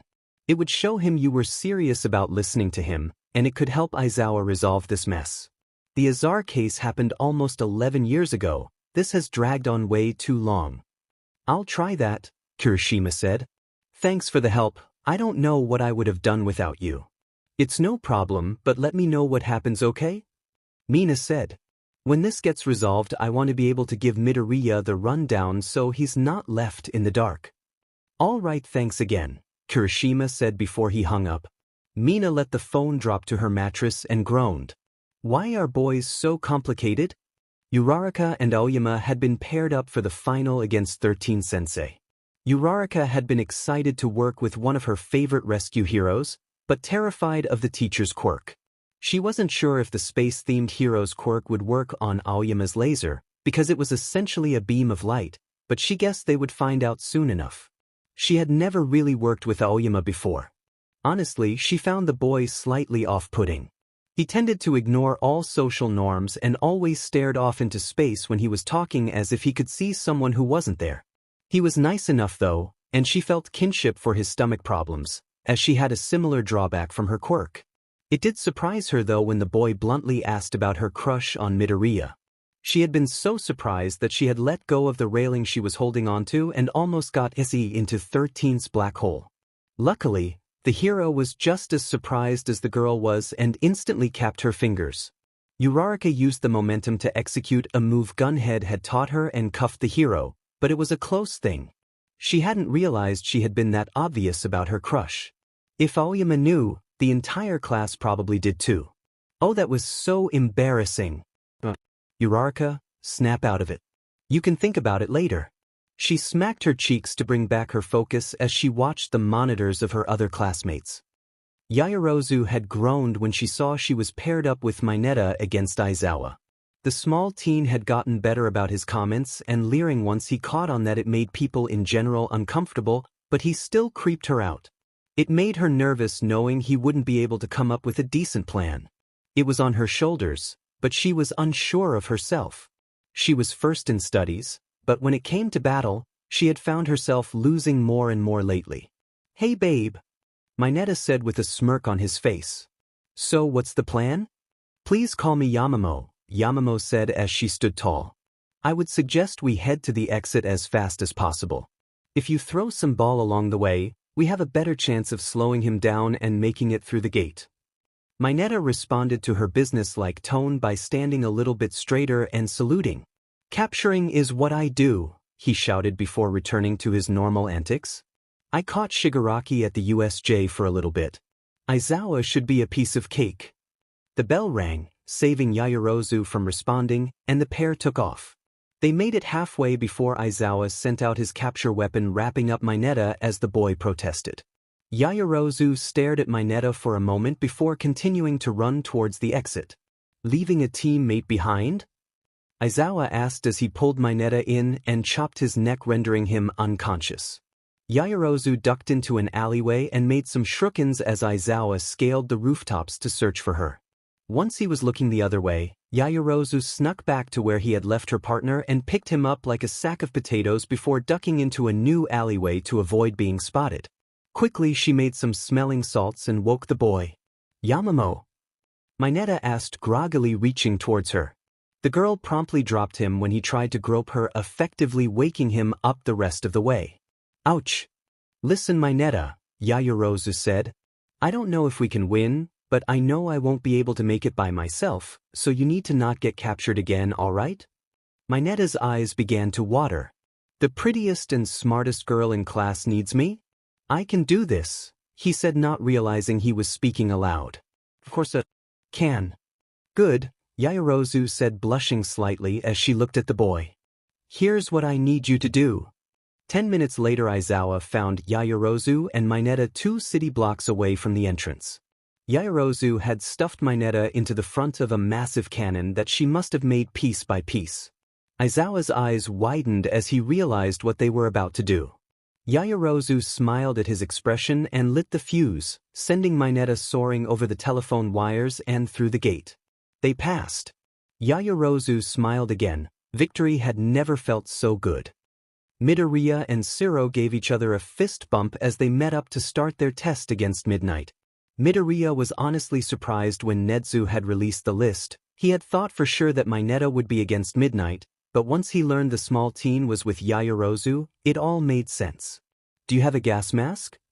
Midoriya asked Shiro as they waited for the bell. "No," Shiro said with slumped shoulders. "I never even thought to put one on my costume before this exam." "No worries," Midoriya said, clapping him on the shoulder. "You just need to stay above the gas then. This terrain doesn't give you a lot of advantage on that front, but if you keep enough momentum and stick to me, I could swing you over the mist as long as I'm a safe distance from Midnight." Shiro hugged Midoriya. "I'm so glad you are on my team, man." The bell rang, alerting telling the duo it was time. The pair shared a grin and plunged in head first. Midnight was waiting in the middle of the field right in front of the entrance. Shiro strayed left and used his tape to build up swing above the mist Midnight produced as soon as the boys were in range. Izuku stayed his course, praying that Shiro would be able to guess where he was in the thick purple smoke cloud. His worries were put to rest when a few moments later he felt Shiro's tape attach itself to his torso. Immediately, Midoriya pulled the tape taut and guided the piece of tape towards the entrance. Shiro shot his tape to the gate sign. They were almost there. Suddenly, Midnight's WHP snaked out of the smoke and caught Shiro by the ankle, pulling him down into the purple cloud as he swore. The sweet scent filled his nose and he fell asleep. Izuku heard the snap of the WHP and the thud of his teammate's body as he ran forward. He immediately knew what had happened. Cursing himself for forgetting Midnight's favorite weapon, Midoriya kept his eyes peeled as he continued running. A shift in the smoke had Izuku tucking into a roll as he ran forward. Midnight's WHP just narrowly missed wrapping around his middle. "Come to mommy, darling," Midnight cooed. Izuku ignored the voice, knowing it was meant to throw him off his direction. The smoke started to part, revealing the gate in front of him. Izuku sped up, knowing that if he could see, Midnight could likely see him too. A whooshing sound caused him to duck into another roll. The roll propelled him forward through the gate as Midnight's WHP once again missed him. He stood on the other side of the gate and laughed. He had made it. Shiro and Izuku had passed. Todoroki watched Bakugo as carefully as he would dare, thinking about what Izuku had shared at the study group. "What are you staring at half and half?" Bakugo growled, pulling Todoroki out of his thoughts. "The test," Todoroki lied. "I think we should distract All Might and run to the gate. There's no way we are going to be able to beat him in hand-to-hand combat." "No way," Bakugo said heatedly. "I'm gonna beat that BS's face in and prove that I am number one." Todoroki shook his head. "Not that I don't want to beat him, but I don't think we have enough training to be able to do so yet. Our best bet is to run." The bell rang, signaling the start of the test, and Bakugo took off, heading straight for their teacher who stood openly in the middle of the field. Todoroki rolled his eyes and followed the stubborn blonde. praying they would pass the test. Kaminari and Mina commiserated with each other the following day when grades were posted. They had no chance against Nedzu. They were practically inconsolable until Aizawa announced they would be allowed to come to the summer training camp with remedial lessons. A class mall trip was quickly planned to prepare for the event, and Aizawa nodded his approval when Izuku shot him a look during the planning phase. Izuku beamed and made plans to meet up with them at the mall. The next day, Izuku bounced on his feet as he waited for his friends and classmates. He couldn't believe he had friends, but Uraraka and Ida definitely fit in that category. Todoroki probably did too. The Stain incident had definitely brought them closer. He could probably consider most of his classmates friendly, although friends might be stretching it a little bit. Izuku didn't even know he could have that many friends. It was like a dream come true. Hagakure and Aoyama were the first to arrive. They spotted Midnight first due to her height, and then the bouncing green teen next to her. "Midnight," Hagakure greeted, "your tip worked great against Snipe-sensei in the test." Midnight lit up. "Glad to hear it. This kid here outran me." "It was magnific," Aoyama said. "We were able to watch his match on the monitors before ours started." "I didn't even know you could run that fast," Hagakure said enthusiastically. Izuku blushed at the praise. "Thanks."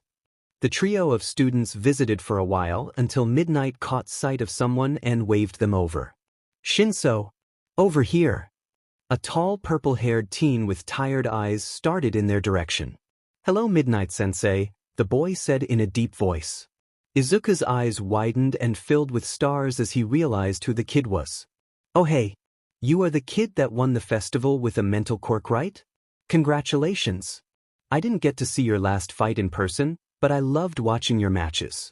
I never had to patch anyone up after your matches," Izuku said as he unconsciously leaned closer to get a better look at the teen. "Okay," Shinso said as he sent a pleading look to Midnight, who was trying to hide a smile behind her hand. "It seems you already know Shinso," Midnight said, putting her hand on Izuku's shoulder and pulling him back. The boy blushed, realizing what he was doing, while Hagakure and Aoyama giggled. Since he won the sports festival, he will be transferring to the hero class next semester. That means he will be coming to the summer training camp with you guys. So we asked him to come and meet the class. Shinso, this is Hagakure, Aoyama, and Midoriya. The teens nodded as they were introduced. Midoriya is actually training to be a medical rescue hero under Recovery Girl. That's why you didn't see him participate in the sports festival. Midnight smiled, then turned to Izuku. "The rest of the class should be here soon. I'm going to go look around while you finish. Meet me at the entrance when you're done and I can give you a ride home." "Is she your mom or something?" Shinso asked as they watched her walk away. Izuku blushed. "Oh no, it's nothing like that. My mom is in America and my father is not around anymore, so I live on campus." "Oh look, it's Uraraka and Ida," Aoyama said, waving the pair over. The rest of the class soon showed up minus Bakugo and Todoroki. Kirishima sheepishly said the blonde had refused to come if Midoriya was there. Midoriya had just chuckled and shrugged. Mina and Kirishima shared glances while Ida suggested they split up in groups to get the things they needed and then meet up at the food courts. Uraraka was left alone with Midoriya. "What are you planning to get, Midoriya?" Midoriya's shoulders relaxed a little bit as Uraraka called him by his last name. He felt a little disappointed, but he didn't feel nearly as embarrassed as he had when Recovery Girl had found him blushing that week. "I was planning to get some more weights. What about you?" he asked with a smile. Uraraka took a look at that smile and immediately recalled Aoyama's words from their test. Blushing, she hurriedly said, "I have to get some bug spray. I guess we are going in different directions then. I will go. Bye." Then she ran away. Izuku was left blinking as the dust cloud settled. Uraraka had never run away from him before, and she was blushing. What was going on? He hoped she was okay. He knew she was physically fine. He hadn't picked up any injuries. Turning around, he headed towards the sports store. He was halfway there when he felt someone drape their arm across his shoulders and whisper in his ear. "Long time no see, Zuku." A deep voice that haunted his worst nightmares cooed in his ear. "What do you want?" Izuku whispered, feeling like he had just been plunged in an ice-cold lake. His father was supposed to be in Kamino. Not here. Is that all you have to say? Hisashi said, smirking as he led his son to a set of benches even as he ignored the people around him. I've been gone for over 10 years now, but you knew that, didn't you? You aren't supposed to be here, Izuku said. Yet I am, Hisashi laughed. You've grown up so well. You look so much like your mother. You definitely got my freckles though. I don't know how you managed to look so innocent after what you did to me. Izuku gasped as his father gripped his shoulder uncomfortably tight. I should burn you to ash, he whispered with malice, but my new boss has a message for you. Izuku shot a glance at the man's face and saw a pleasant expression despite his scathing words. The dissonance only frightened him more. Watch your back at camp. Tomura's looking for a healer. Izuku. Uraraka's voice sounded unsure. Izuku's eyes snapped to her voice and he prayed she would understand the situation. Oh. Hisashi's voice interrupted Izuku's desperate thoughts. You got a girlfriend while I was away? Don't worry, honey. We were just having a friendly conversation. Uraraka raised her fists and said, I don't think you were. Leave him alone. Hisashi chuckled and raised his hands as he skirted around the girl to leave. No worries. I was just leaving, he said before addressing Izuku, who had now collapsed to the ground. See you around, kid. Then he vanished into the crowd. Are you okay, Izuku? Uraraka asked, subconsciously using his first name. Izuku grabbed his chest and tried to take deep breaths as he processed what his father had told him. Uraraka helped him back up onto the bench and rubbed circles on his back until he calmed down. Izuku pulled out his phone and texted Midnight his location before giving Uraraka a shaky smile. I'm okay, Izuku said. I just wasn't expecting a reunion with my dad today. That was your dad? Uraraka asked. I thought he was in prison. He got out on parole at the beginning of the school year, Izuku admitted. My mom and I still have a restraining order out, so he shouldn't have approached me. Thanks for helping out, Ochako. Ochako gasped when he used her given name, catching Izuku's attention. Oh, sorry, if you don't want me to use your first name. You just used mine several times back there, so I thought you wanted me to call you by your first name. I can stop if you don't like it. Izuku said as he blushed and looked down at his hands. No, Ochako said with a blush of her own.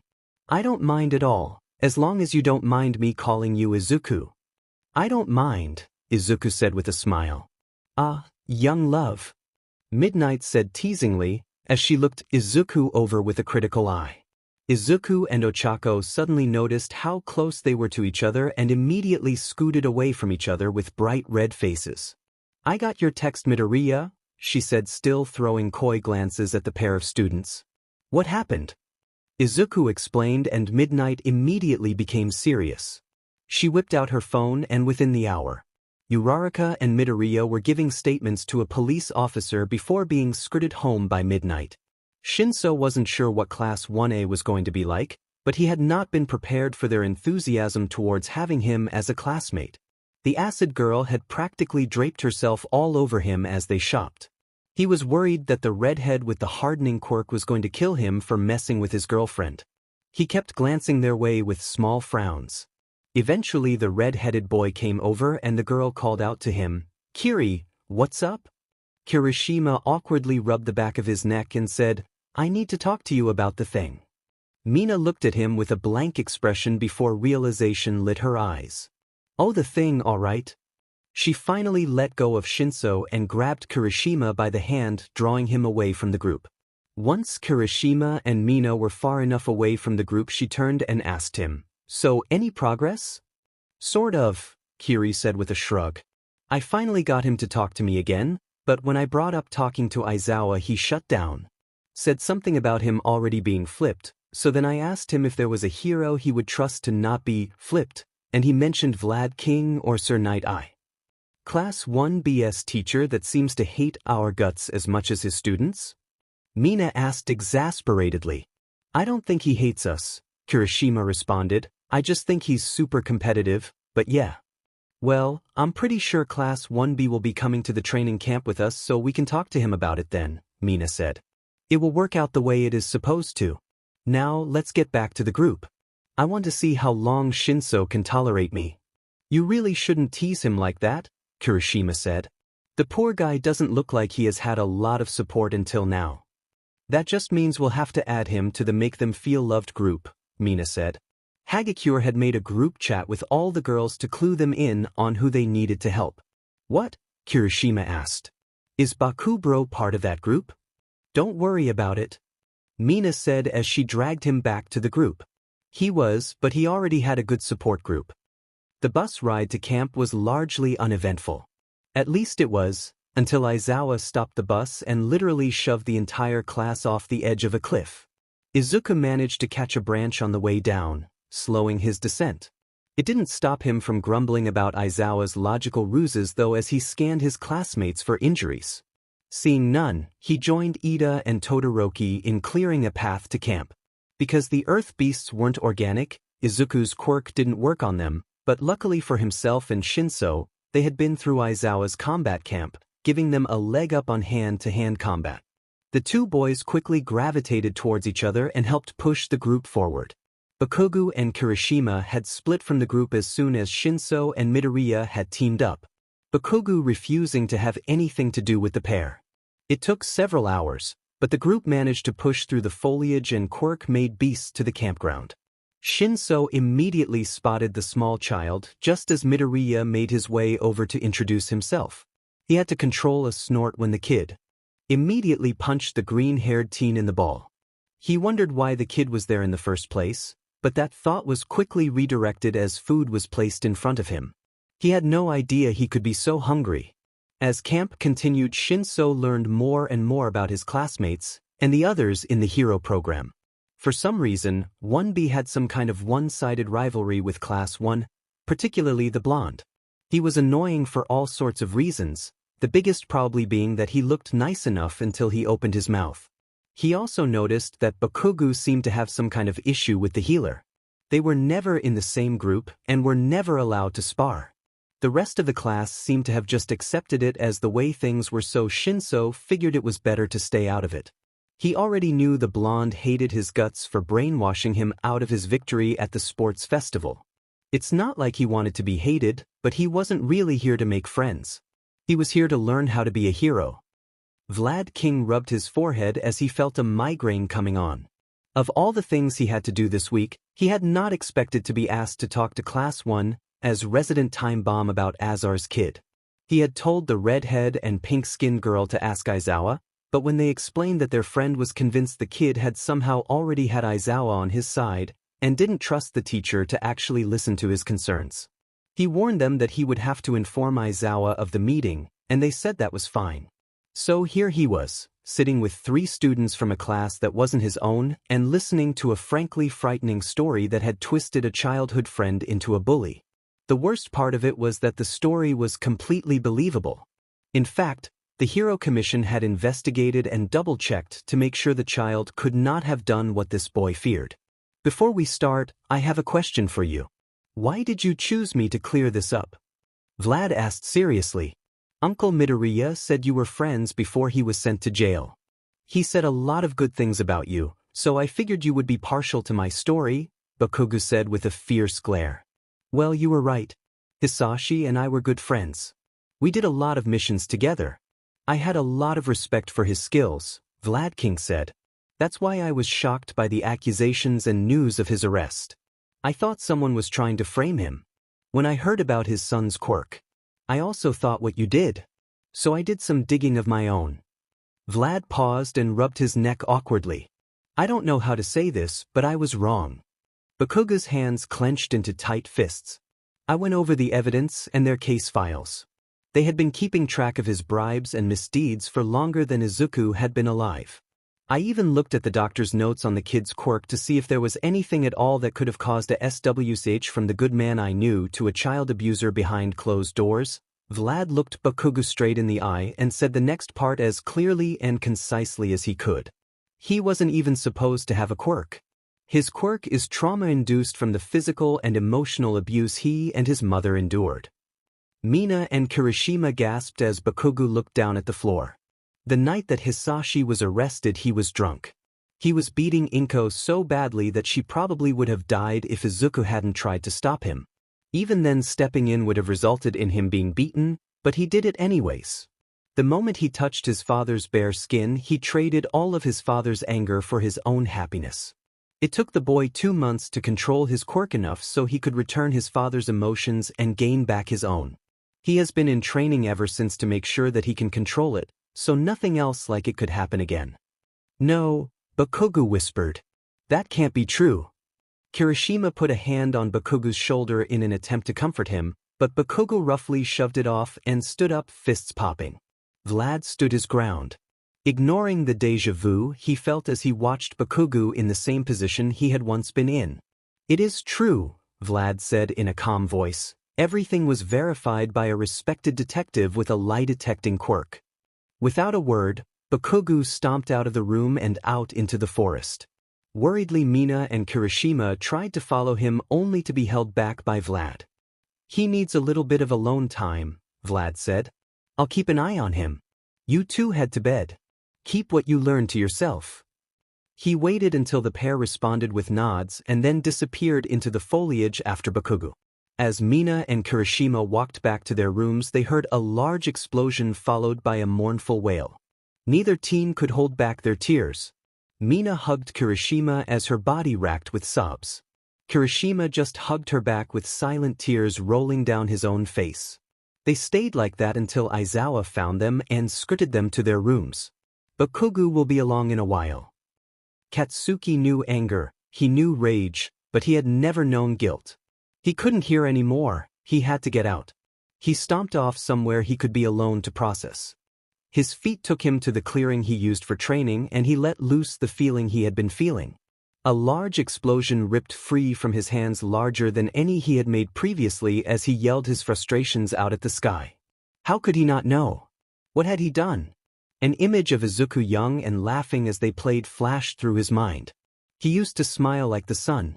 When had he learned to despise it instead of cause it? All those times he stepped in front of Katsuki's fists, all those times he just took the beating without complaining, all those times he asked him why. Katsuki had thought he was justified. Katsuki had thought he was the hero, but really, he was the villain. But if that was true, why did all of his middle school teachers tell him he was a hero? Why did the kids follow him around like he was amazing? How did he get into freaking UA high school? He didn't know anymore. Katsuki dropped to his knees, his hands trembling from overusing his quirk and high emotions. Vlad waited for the explosions to stop before coming out to find the boy kneeling with trembling hands. He took note of the tears running down his face as he struggled to breathe and rushed to make sure the boy wasn't having a panic attack.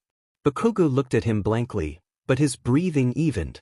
You know, when I got the charges for suicide baiting, my mom laughed. Vlad took a deep breath and helped the boy to his feet as he asked. Why? Because she tells me those things all the time, Bakugo said with a small laugh. Vlad struggled to keep his face calm at the admission, but Bakugo wasn't looking at him anymore, he was looking at the cabin. I thought it was normal to tell people things like that. I never meant it until I said it to Izuku. I wonder what he thought when I said it. We grew up together. He could always see right through me. Sometimes I think he knew me better than I knew myself. I hated that.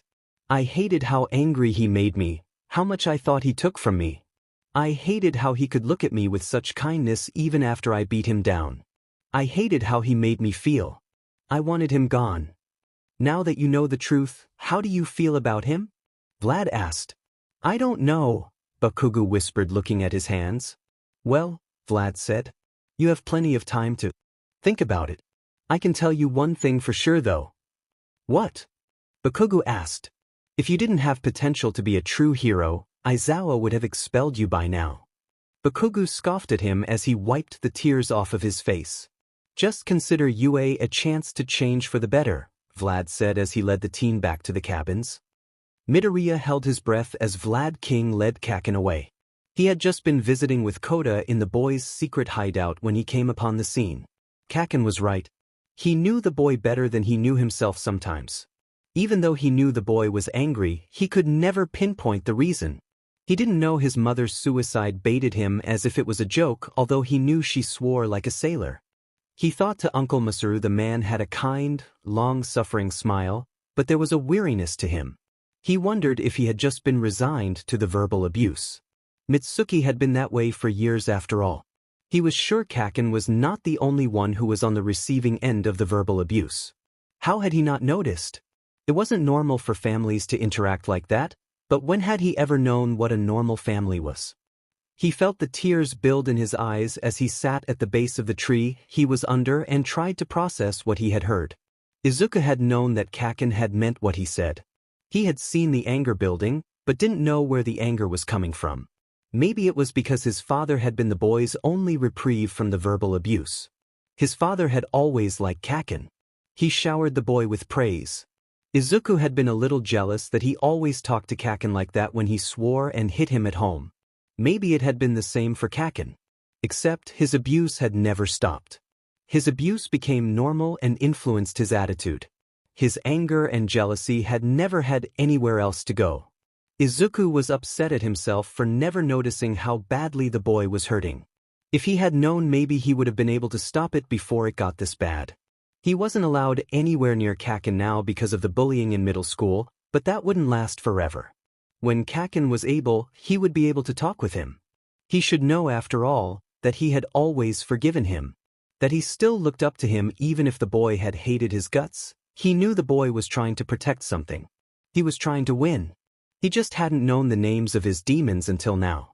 Kaken needed time, and that was okay. Izuku could wait. Blue fire spread through the forest, consuming trees like candy. Midoriya and Shinso stood in front of a small, trembling child. Barely managing to conceal tremors of their own, they faced a wall of giant muscle accurately named muscular. Shinso had never been more grateful for Aizawa's speed training. If the teens hadn't made it to Koda when they did, the boy would no longer be among the living. Midoriya had made it first, literally saving the boy from a large fist aimed directly at the child's head. "Ooh," Muscular laughed as he looked at Izuku holding Koda. "How lucky. One of the targets came to me. What, no love for me?" Shinso asked, breathing from his run up the cliff. "Wh," Muscular responded before going blank-faced under the influence of Shinso's quirk. Midoriya checked the shaking boy over as Shinso made Muscular knock himself out. "Are you all right, Koda? Why did you come to save me even though I was so mean to you?" Koda asked, looking at the green-haired teen. "You don't have to be nice to me for me to want to save you," Midoriya said with a kind smile. "That's just what heroes do." Koda's eyes went wide as he cried with relief. Midoriya picked up the boy and nodded to Shinso. "Let's go," the purple-haired teen said. Izuku nodded and shifted Koda to a piggyback position before the pair took off to find Aizawa. They spotted their teacher running through the forest as he avoided the flames. "Sensei!" Shinso called. Aizawa stopped when he spotted the boys with Koda. "Midoriya, Shinso, Koda, why were you coming from the mountain?" Koda's aunt didn't know where he was when the attack started, so Shinso and I went to find him. The villain Muscular was there about to attack him. Shinso took him out and we came here, Midoriya said as he handed Koda over to the teacher. Muscular mentioned that they had more than one target. "Midoriya is apparently one of them," Shinso said. Midoriya blinked like a deer in the headlights. In his desperation to share the news, he hadn't even thought about that. "Oh," Midoriya said, "you're right." Aizawa gave Koda back to Midoriya and started to bark orders. "Midoriya, I want you and Shinso to escort Koda back to the cabin. I will inform the other heroes that the villains are targeting students, and have them relay the message that they are allowed to use their quirks to evade capture and return to the cabin. Go now." The boys nodded and ran in the direction of the cabin with Koda as Aizawa ran to the clearing where the wild pussycats were fighting. As the boys neared the cabin, a burst of flame cut off their route. Koda let out a cry and squirted water from his hands, extinguishing the flames closest to them. Well, what do we have here?" a shadowed figure asked as he stepped into their path. His hands ignited with blue fire and his bright blue eyes shone like daggers. "I only want Midoriya, the child and the brainwasher can go." The young heroes took up defensive positions as Koda held tighter to Midoriya. "Why don't you just forget you ever saw us?" Shinso said with a smirk to mask his fear. The blue-eyed stranger immediately darted forward, throwing a flaming fist into Shinso's solar plexus. Shinso fell to his knees gasping, trying to regain some air in his lungs. Shinso! Izuku yelled as he stepped forward to throw a punch, only to feel Koda being lifted off of his back. Izuku! Koda yelled as he dangled in a second villain's grasp. Izuku stepped back, trying to keep both villains in his peripherals as he took stock of the situation. The new villain was a girl about the same height as Izuku, with 2 buns on her head and a creepy gaze on her face. The girl said, "Midoriya, you are even cuter than your pictures." "Shut it, Toga," the man said as he moved to join her. "But Dabi," Toga whined. Dabi ignored her and faced Izuku. "So kid, what's your choice?" "Put Koda down and I'll come with you," Izuku said, lifting his hands in surrender. "No, Izuku," Shinso said from the ground as he tried to get to his feet, but the blonde threw a knife that left a small cut on the bridge of his nose. Toga sang, "No moving." "Come on kid, I don't have all day," Dabi said, motioning for Izuku to come closer. Izuku walked forward and Toga dropped Koda roughly on the dirt, causing the boy to cry out. "It'll be all right," Izuku said, training his eyes on Koda. "You and Shinso go to the cabin and let them know what happened, all right?" Dabi roughly grabbed Izuku by the shoulders and led him into the foliage as Toga tied his hands behind his back. "Izuku!" Koda yelled, reaching for the healer only to be held back by Shinso. "We aren't strong enough to take them on, and they know my quirk, so I won't be able to get them to respond to me," Shinso said, gritting his teeth as he stood up. "Our best bet is to get a teacher. The cabin is straight ahead." "But Izuku saved me," Koda said. "Now it's my tea." Koda fell silent as Shinso's quirk took effect. "Sorry kid," Shinso said as he picked Koda up and ran to the cabin. Aizawa cursed when he was given the news over his comms that Izuku had been taken by a fire user and a girl with an unidentified quirk. He knew he should have skirted the boys back, but he thought he had already taken care of the intruder with the flame quirk. Now he was here trying to save Ragdoll from the same fate as Izuku. He prayed the boy would be okay as he dodged another swipe from Spinner's blades. "Where are you taking me?" Izuku asked as Dabi pushed him forward. "Our boss wants to meet you," Toga said in her sing-song voice as she danced around the pair of males. "Tomu's been wanting a healer." "Quiet!" Dabi hissed as he pulled them to a stop. Toga immediately quieted and looked around. Izuku did the same, hoping he would hear someone familiar. A faint rustling of leaves to their left caught the group's attention, and immediately after Shuji appeared from the brush missing an arm. "Run!" he yelled. Toga and Dabi leapt into action and dashed alongside the large student as Dark Shadow and Tokoyami broke through the treetops. Moments later, Bakugo and Todoroki broke through the tree line on the road ahead of them, followed closely by Moonfish. Their eyes went wide as they spotted Tokoyami and the other group of kids and villains fleeing him. "Moonfish, stop!" yelled Dabi, but the other villain was blinded by his lust for blood and ran straight through their group into Dark Shadow and Tokoyami. Dark Shadow quickly overwhelmed the blade-toothed villain and turned to the group, still blinded by fear and rage. Dabi and Bakugo both lit up the night in response. Dark Shadow retreated into an exhausted Tokoyami. There was a moment of quiet before Bakugo noticed Midoriya had his hands tied behind his back. "Oi!" The blonde boy snarled, his hands still sparking. "Where do you think you are taking Izuku?" Todoroki, Bakugo, Shuji and Tokoyami surrounded Dabi, Toga and Izuku in defensive stances. "Give the nerd back!" he growled and leaped forward. He was intercepted by Toga with a feral smirk as she used her blades to knock his explosion off course. Dabi let loose another torrent of fire to ward off Shuji, who had tried to grab for Izuku. Izuku took advantage of the distraction to slip out of his ropes and grab the back of Dabi's neck, trading the man's stamina for his own exhaustion. Dabi's flames abated and he swayed on his feet, trying to stay awake. Shuji took advantage of the distraction to knock him out. Toga nimbly dodged Bakugo's blasts and used Todoroki's glacier to leap into the treetops, leaving Dabi behind. "How the heck did you get caught?" Bakugo said, turning to Izuku. Luckily, the boy had just traded his fear for Shuji's healing, so he didn't flinch from the boy's aggressive question, instead answering him with a deadpan expression. "They were using Koda and Shinso as hostages. I was the one they wanted, so I traded myself for them." Why didn't Shinso use his quirk? Tokoyami asked. Izuku had such to checking him over. Aside from exhaustion, the boy was fine. They were prepared for it and wouldn't talk to him so he couldn't use it, came the reply. Izuku stood and looked at the group. We should head back to the cabin. I know they are after me, but it sounded like they were after some others too. Stupid nerd, Bakugo growled softly, don't tell me what to do. Agreed, Shuji and Todoroki. What should we do with the villain? Tokoyami said. He should be out for at least an hour, Izuku said. We should leave him for the teachers to deal with. All right, Todoroki said. Let's head out.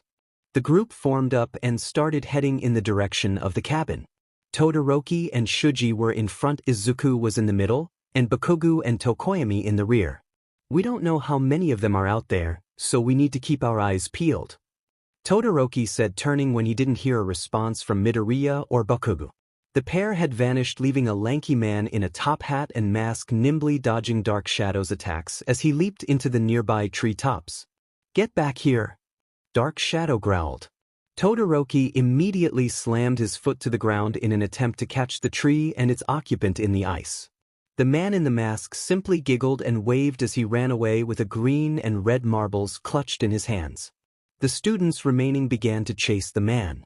When they finally caught up with the villain, they found him disappearing into an inky black portal behind Toga, who gave them a cheeky wave. Aizawa heard them before he saw them. There were a chorus of desperate pleas to stop that he recognized as Todoroki, Tokoyami and Shuji. He burst into the clearing they were in with his quirk activated, only to witness the three boys desperately grasping at thin air. The trio looked utterly exhausted and heartbroken. Aizawa felt his heart plummet as he approached the group. Are you all right? He asked gruffly, gaining their attention. Sensei, we are all fine, Shuji said, looking at him resignedly. But they took Midoriya and Bakugo. For the second time that evening, Aizawa cursed.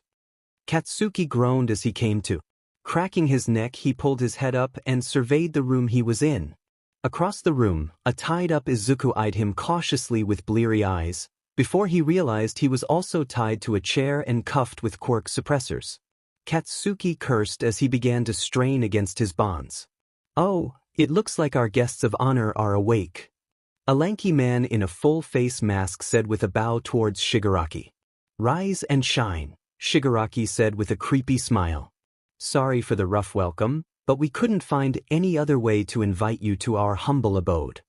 Katsuki took stock of his surroundings to find they were in some kind of dingy bar surrounded by Kurogiri, Toga, Dabi, Spinner, Magna, the masked man called Compress, and most noticeably Azar. Shigaraki patted Azar's shoulder. This one wanted to be reunited with his long-lost son, Shigaraki said as Azar leered, his red eyes bored into Izuku as Katsuki swore and rattled his chair in an attempt to throw himself at the man. Azar turned his gaze on Katsuki as a familiarly fond smile graced his face. Katsuki, it's been a while. I heard that you have been keeping my son in his place in my absence until recently. I knew you would. Katsuki grimaced and stared at the man as if he had never seen him before. Shut up, he growled in response. You wouldn't attack a training camp just for a reunion. You hated Izuku's guts. What are we really doing here? You always were a smart one, Hisashi said, dropping the kind charm with a smirk. It just so happens the League of Villains is recruiting. Congratulations, you made the cut. Like H at $, we did, Katsuki swore. We wouldn't join you if our lives depended on it. Now, there's no need for language, Shigaraki said with a fearsome grin. He dropped his hand from Azar's shoulder and made his way over to stand in front of Izuku. What about you?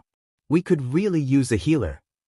Izuku said nothing, his eyes still trained on his father, who watched with a wry smirk before nodding his head.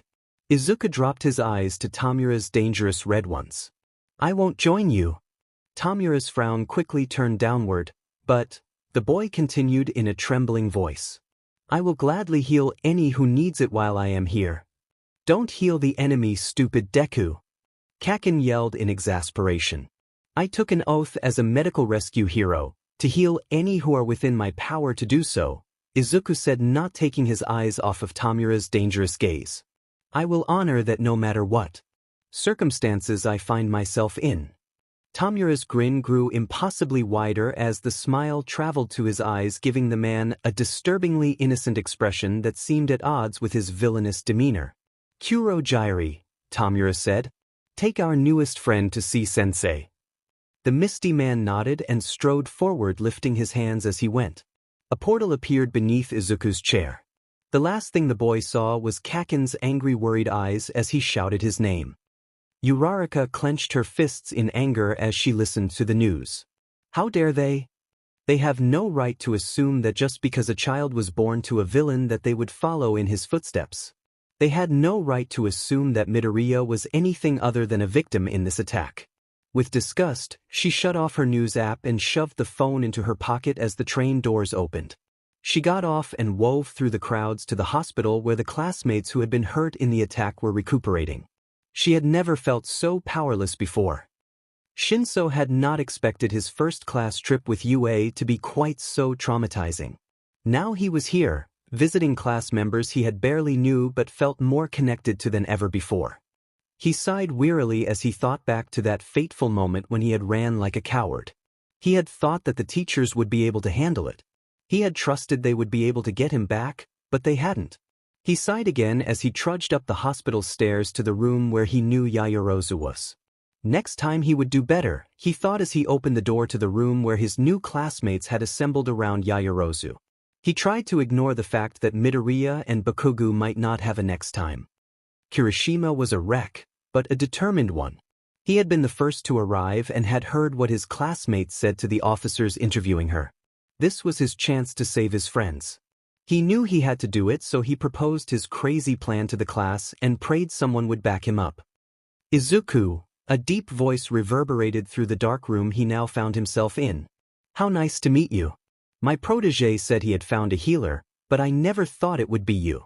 Have you come to heal me? Izuku shivered at the overwhelming power the man exuded as he spoke.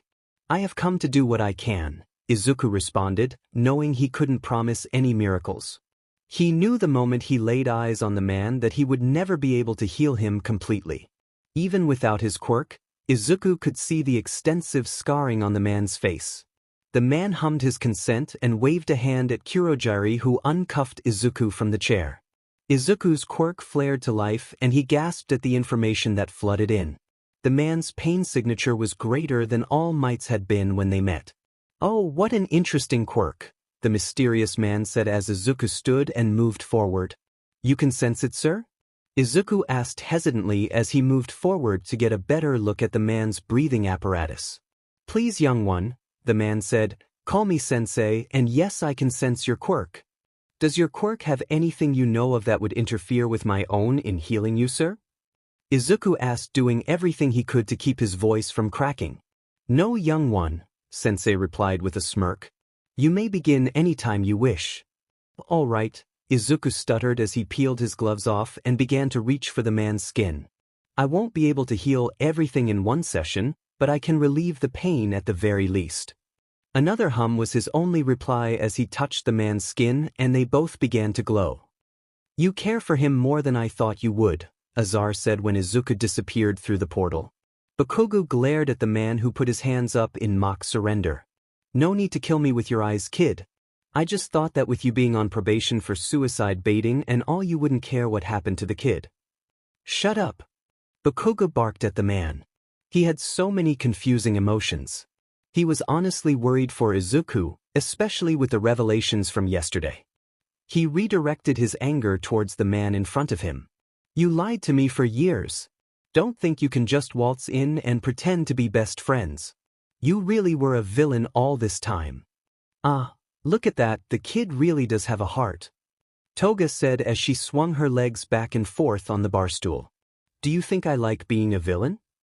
Azar said, his voice dangerously low as he stalked towards the boy in the chair with smoke billowing out of his nose. Society has left me no choice. Just look at what they are saying about you and Zuku. Soon, you won't have a choice but to side with us.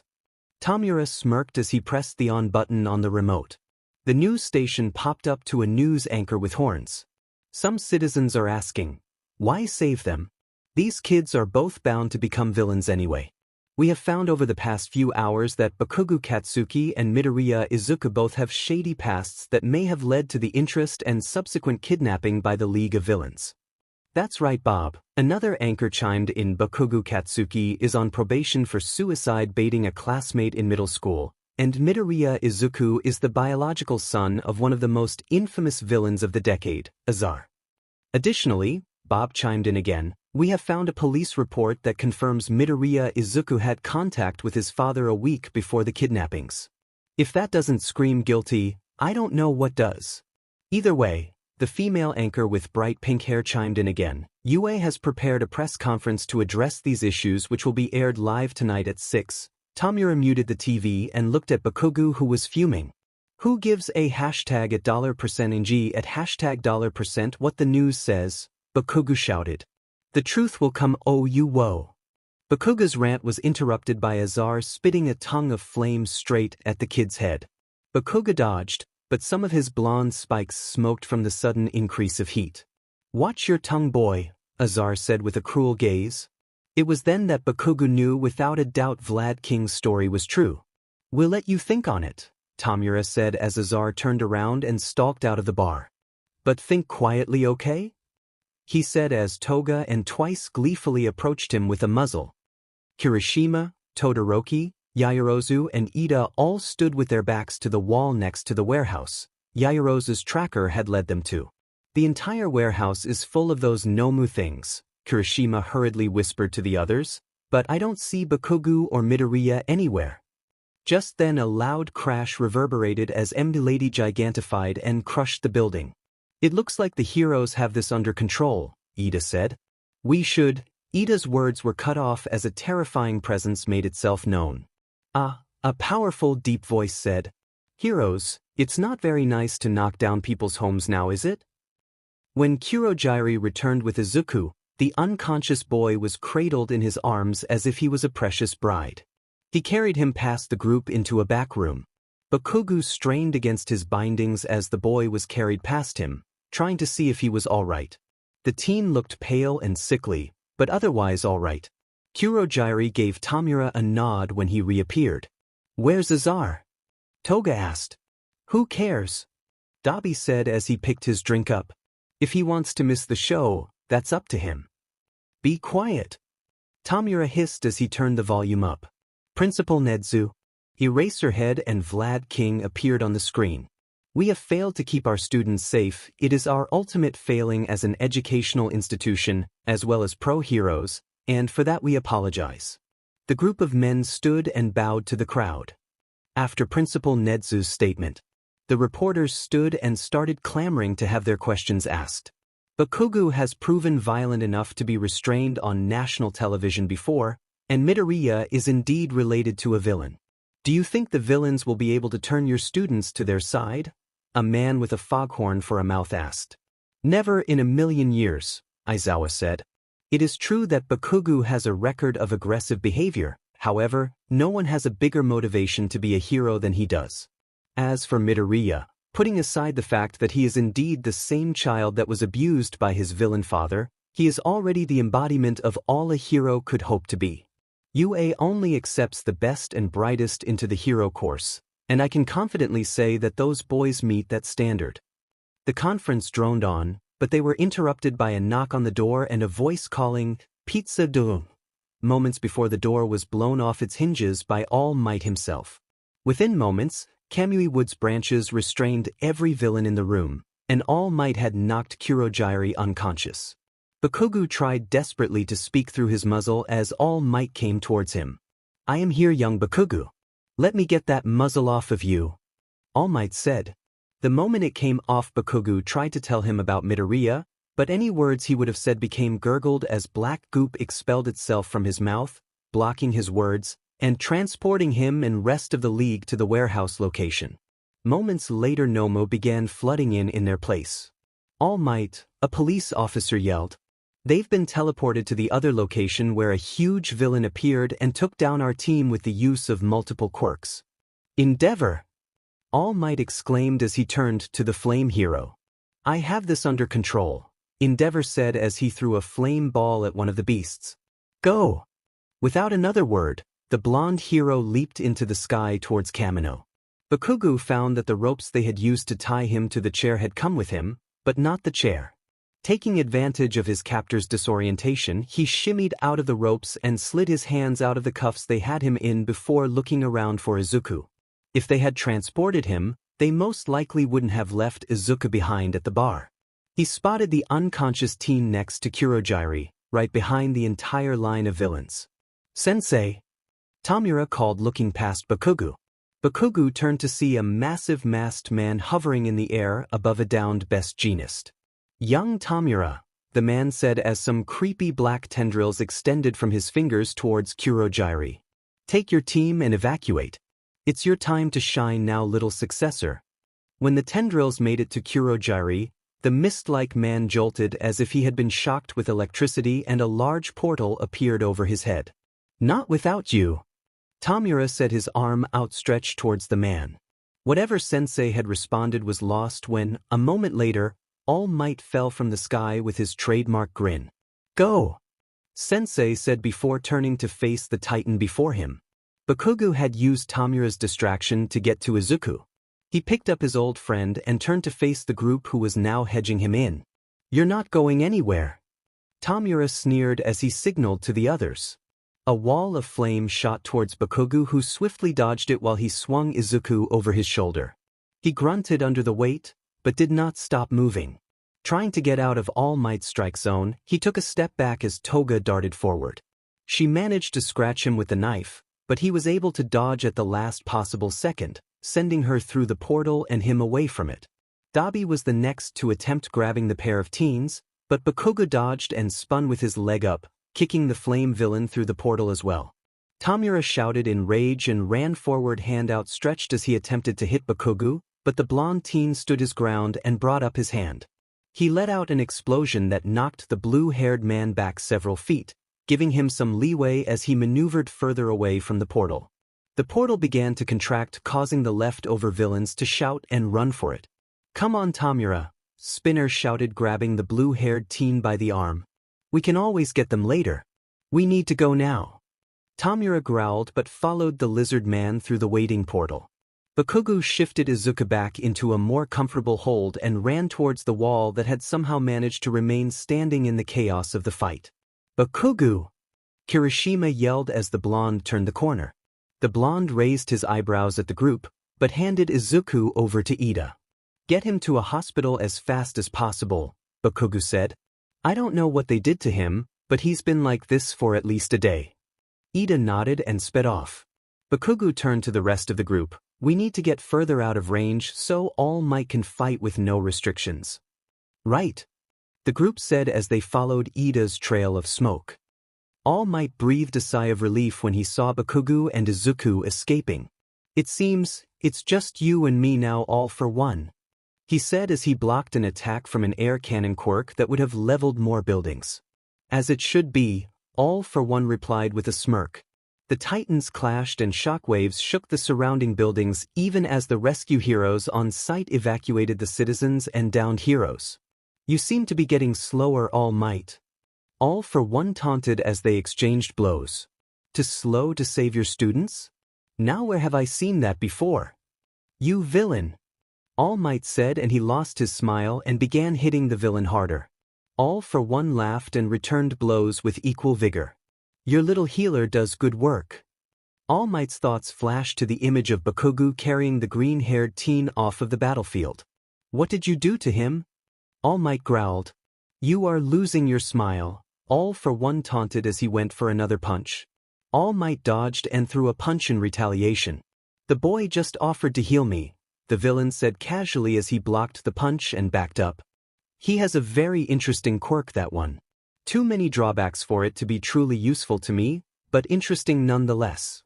The boy wouldn't have been able to stop himself from healing me if he tried.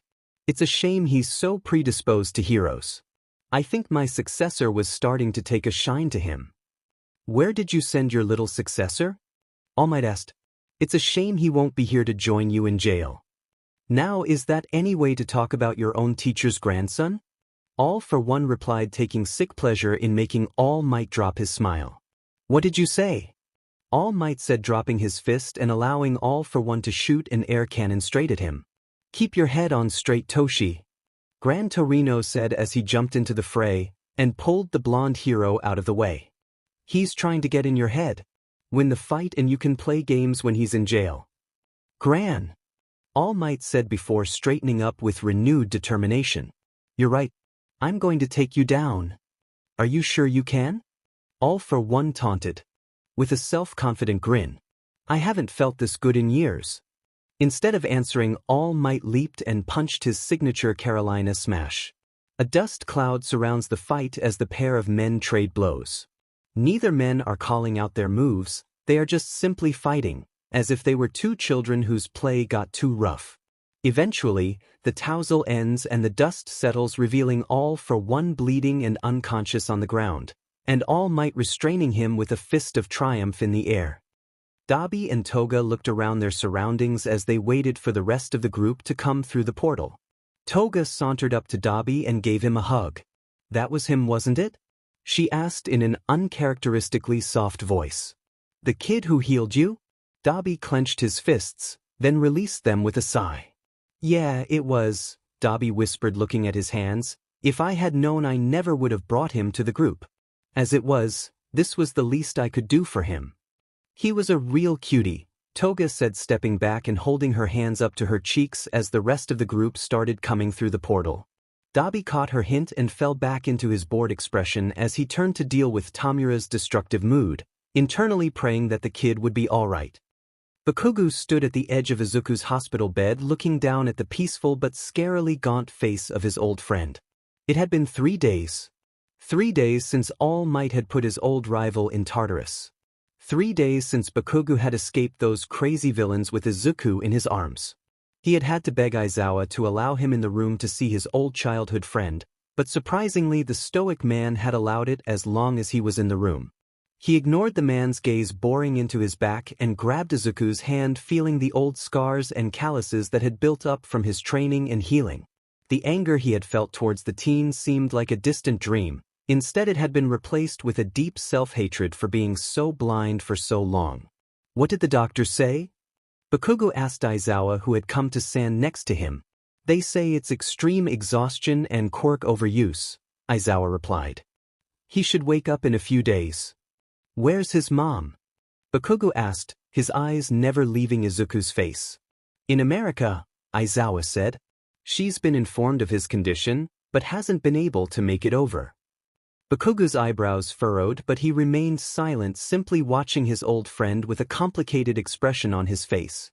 Aizawa left him to his internal debate. He knew this was a turning point for the boy. Vlad King had told him what happened the night before the attack. He had read the reports of what had happened during their time with the League. His phone vibrated and he checked it and put his hand on Bakugo's shoulder. It's time to go, Aizawa said. Bakugo said nothing, but squeezed Izuku's hand in a silent apology before following Aizawa out the door. Bakugo was left to his thoughts until they made it to the lobby. Bakubro! Kirishima yelled in greeting from the lobby. Bakugo's head snapped up as his attention zeroed in on the red head and the bubbly pink Mina, who was now waving at him. We heard you were finally allowed to see Izuku and thought you might want some backup. You were late, Aizawa said.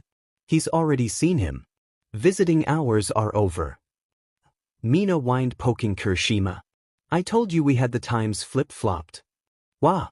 Kirishima said before rubbing his neck and looking down. My bad. Never mind that. Mina said, grabbing Bakugo's arm and pulling him towards the doors. Let's get something to eat and talk for a bit. You can tell us how he's doing. Bakugo grumbled, but let her pull him out of the double doors. Kirishima sent Aizawa a silent nod, which was returned, and followed the others out the doors. Aizawa turned and made his way back up to the hospital room where Izuku laid as he called the principal. Bakugo just left with his friends. It seems you were right. He really has changed. That's a relief, Netsu responded in his cheery tone. Midoriya will need all the help he can get when he wakes up. We don't know what his mental state will be like, but I have never had any reports of him being this drained before. The doctors in Tartarus say that All for One is in terrible shape. Aside from the new injuries he received from his fight with All Might, he is on a ventilator due to some old injuries and has the beginnings of osteoarthritis. The doctors were amazed he could even move well enough to fight All Might. I believe that Izuku might have healed his pain rather than any actual injuries. That would explain why he could move that well, Aizawa said as he opened the door and sat in the chair next to Izuku's bed. Recovery Girl once said that the boy could identify people by their pain signatures. Living 200 years would amount to a significant amount of pain all by itself, Nedzu went on. The boy is naturally inclined to heal others. He probably couldn't stop himself once the healing started. The doctors here compared Izuku's current physical state to his last physical with Recovery Girl, Aizawa said. The boy lost quite a bit of weight as well as stamina. Apparently, it's a miracle the boy had enough energy to breathe on his own before they got to him. How long until they expect him to wake up? Nedzu asked. A week if we're lucky, Aizawa replied. I'm more worried about the mental drain this will have on him. Indeed, Nedzu said. The boy's psychologist is aware of the situation and will be on call. How are the dorms coming along? Aizawa asked. Normally, he would be the one to personally ask the parents for permission, but with Izuku at risk, Nedzu had stationed him here and allowed All Might and Present Mic to go in their stead. All Might has convinced most of the parents. Izuku's mother is still deciding whether or not to pull him out completely, Nedzu said. She has every right to, Aizawa-sensei said. Her son has had more run-ins with villains than a sidekick in their first year. Not to mention the fact that her husband is still at large and obviously gunning for Izuku. I am hoping Recovery Girl can convince her otherwise, Nedzu sighed. I believe taking him to the States would end up making him an easier target for Azar. Not to mention that now that he has All for One's attention, knowledge of his healing abilities is being circulated in the underground as well as the hero community. The Hero Commission is starting to circle. Will the HC be a problem? Aizawa asked. Fortunately not, Nedzu replied. The forms and agreements we had Miss Midoriya sign will protect him from their influence for as long as he is enrolled in UA. I guess we'll just have to leave our hope with Shizenji then, Aizawa declared. Azar sat leisurely in the office chair at Hero Commission headquarters as a man in a finely tailored suit paced back and forth in front of him. Why did you leave like that?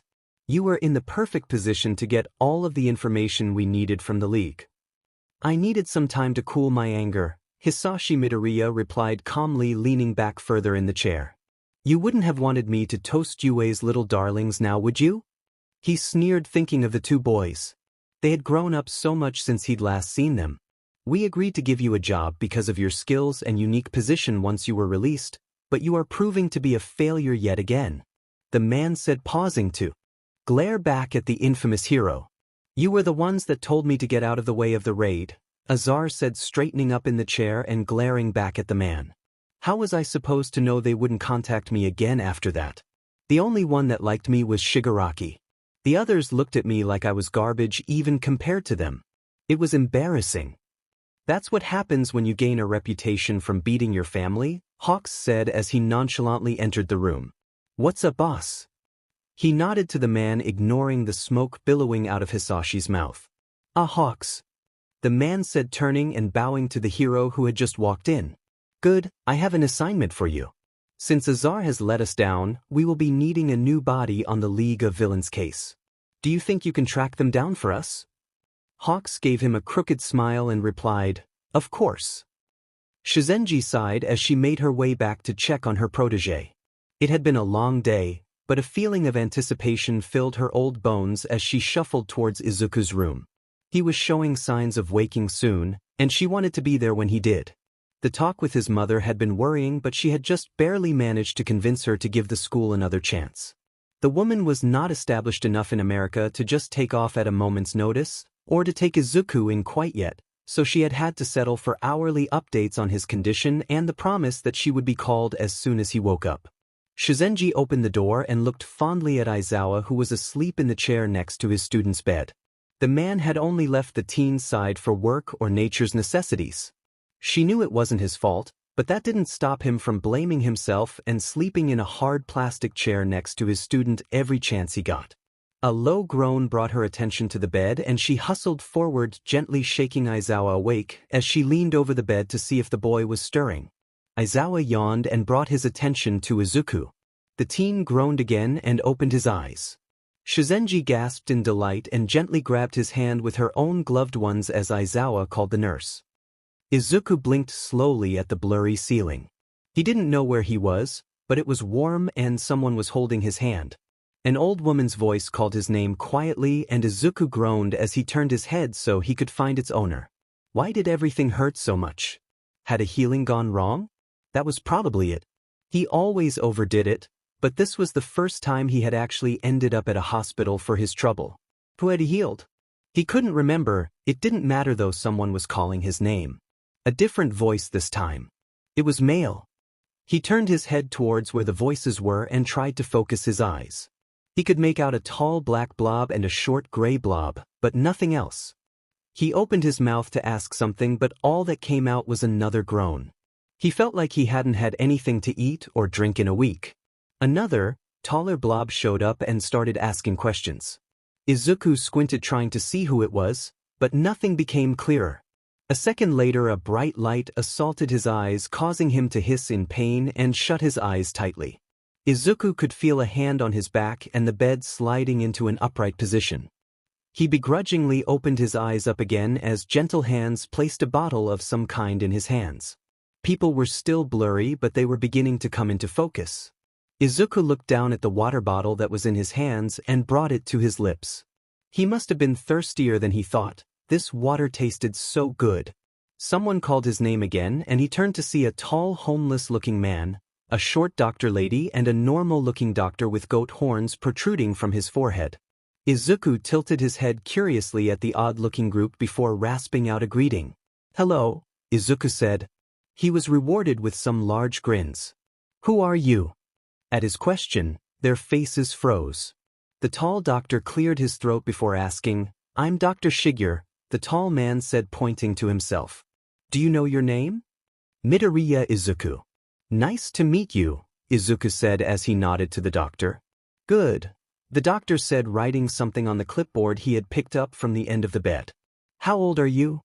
Izuku thought hard but then shrugged. "I can't remember. What is the date?"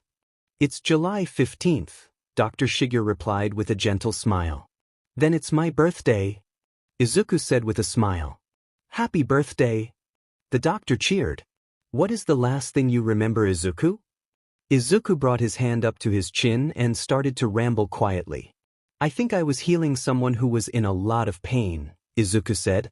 "I probably shouldn't have touched him with such a high pain signature, but he was already being treated by someone else.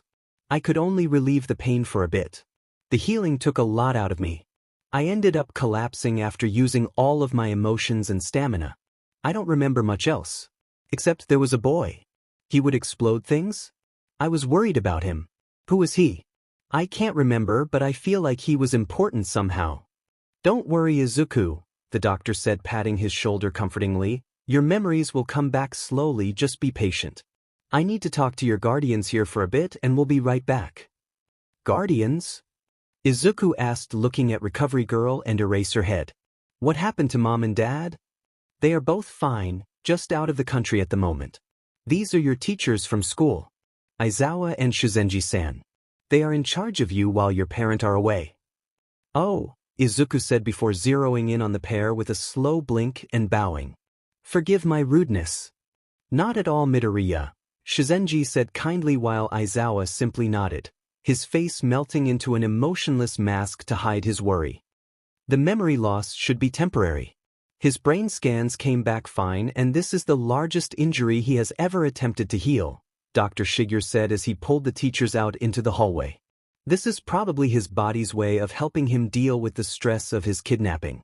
His quirk is literally returning his functions in the order that they were sacrificed to complete the healing. If the villain held on to Izuku after he passed out, it is completely possible Izuku did not have control over his quirk to stop or limit the flow of power that comes from his quirk. He has shown signs of temporary memory loss before," Aizawa said. "After the USJ, he could only remember the vague details. He overused his quirk then too, and he used it when he was only half-conscious to heal 13. I had to fill in the blanks for him. Fascinating, Dr. Shiger said as he made another note on his board. We will have to update his psychologist about the situation, but medically, he is fine. I will keep him one more day for observation and refer him to some physical therapists. Thank you, doctor, Shizenji said with a bow before turning to her colleague. I'll fill him in and call his mother. You call Nedzu and figure out how to tell your class, all right? Aizawa nodded, recognizing the woman was allowing him some time to collect himself before coming back. He watched as the rescue hero returned to the room and listened as the pair spoke before taking a deep breath and calling his boss. He really didn't want to think about what he would tell the class. Ochako was relieved when Izuku returned to class. It had been concerning to learn that the boy had little to no recollection of any of them. It was even more surprising when Izuku had squinted at Bakugo as if he was trying to place where he had seen the boy before. Recovery Girl had explained that Izuku seemed to be able to remember basic information and skills he had, but his memories of people and events were very sketchy. The boy had seemed a lot more bashful when he came in to sit down in class. Aizawa had made the class promise not to swarm the kid, but it was almost impossible to hold back the tidal wave of students that tried to come forward to introduce themselves when study hall came around. Ida had scolded them all, while Yaoyorozu quickly and quietly led Izuku away and down to the nurse's office where he had his next class with Recovery Girl. Midoriya had thanked the girl with a blinding smile that she returned before returning to class with the others. Ida had somehow managed to corral the rest of the students into waiting until they returned to the dorms to reintroduce themselves and ask questions. Aizawa had approved it as long as he was present to make sure the boy didn't become overwhelmed, and the students let out a loud cheer. Uraraka, though, about how she had finally been able to get Izuku to call her by her first name before training camp and sulked at having to reintroduce herself to her crush.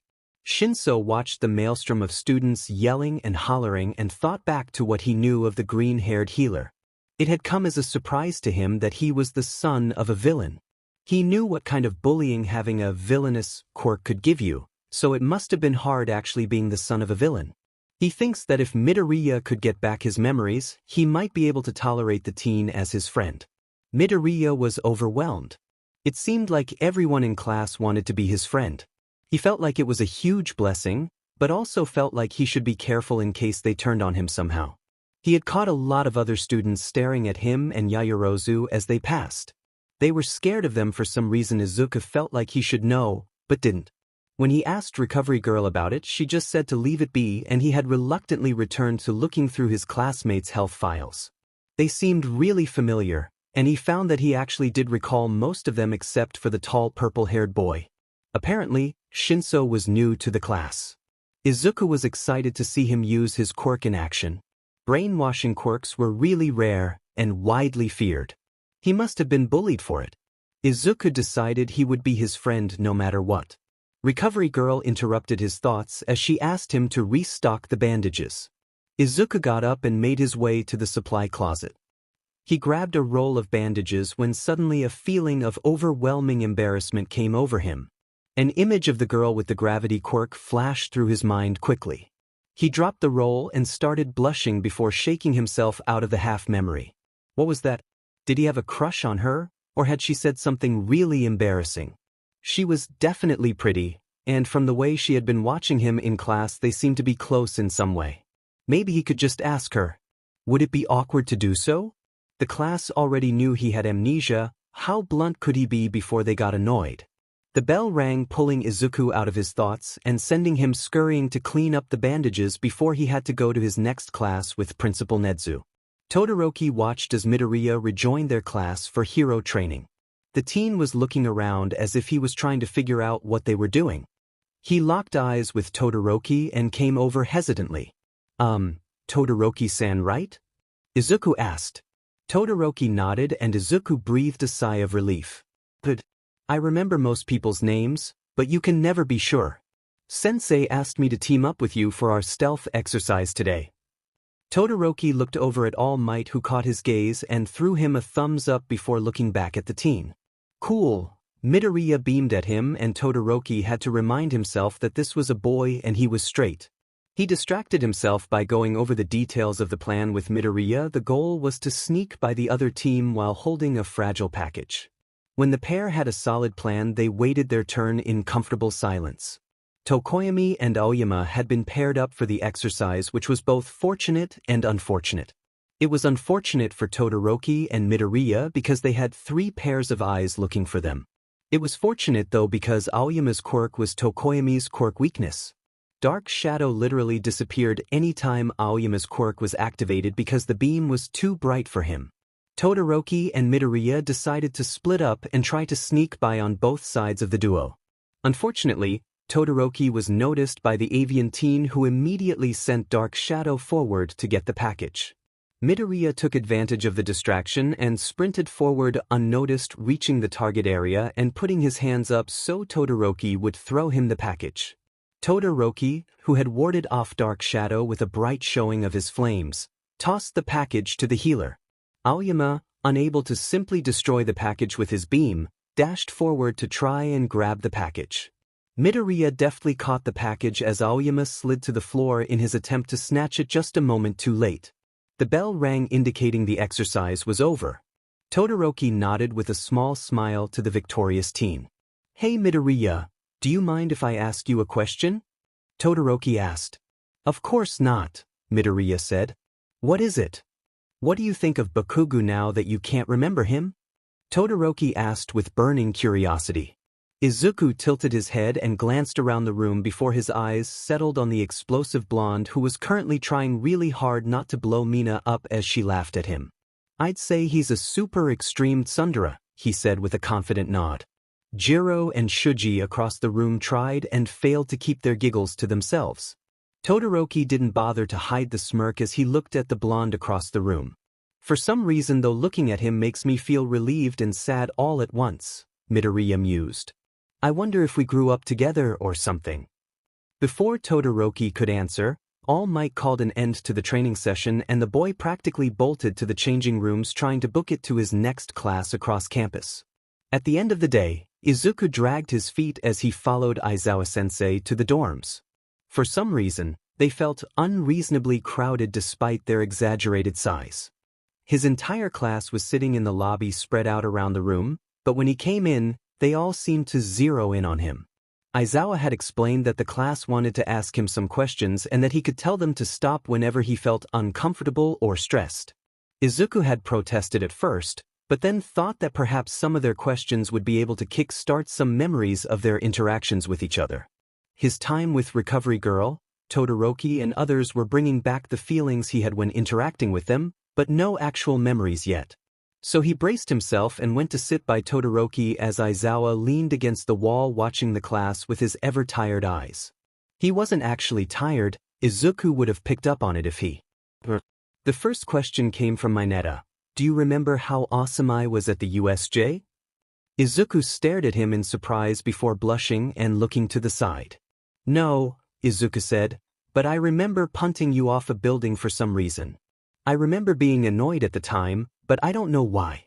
Sorry, it was probably embarrassing for you." Mineta blushed and stuttered while Kaminari laughed and patted him on the back consolingly. Kirishima was the next to speak. "Do you remember who your dad is?" Izuku frowned and tried to remember. "I don't think he's been around for a long time, but I do remember being afraid of him for some reason. I don't think he's a good man." "What about your mom?" Mina asked as she elbowed Kirishima. "Oh, I remember her, she's really nice," Izuku responded enthusiastically. "Aizawa said she moved to America when I started high school here, but I don't really remember that. I wonder if she's doing all right. I should call her later." Shinso lazily raised his hand and waited for Izuku to notice him before asking his question. "What do you think of Bakugo?" Izuku looked at the brainwasher before his eyes flitted over to the explosive blonde who was uncharacteristically silent throughout the entire process. "You can ask Todoroki after I leave," Izuku said with a smile, as Todoroki paled beside him and Jiro and Shuji sent him some pitted glances. "I feel relieved that he's all right though." With this, Izuku stood up and started heading to the elevators. With a wave of his hand he said, "I'm getting tired, so if you don't mind I am going to head up to my room. Good night." The moment he left the room, the entire class turned on Todoroki expectantly. Aizawa hid a smile in his capture scarf as the boy took a breath and stared directly at Bakugo as he explained. I asked him what he thought of Bakugo during our training exercise since he couldn't remember anything quite yet. The entire class except for Jairu and Shuji, who were trying to keep their laughs stifled, leaned forward. He said that Bakugo is, and I quote, a super extreme tsundere. There was a moment of utter silence before everyone whipped their heads around to look at Bakugo, who was sitting there stunned but with an embarrassed blush coloring his cheeks slowly. Kaminari was the first to laugh and the floodgates were opened. Shut up, you stupid extras, Bakugo said, just barely restraining himself from exploding his hands.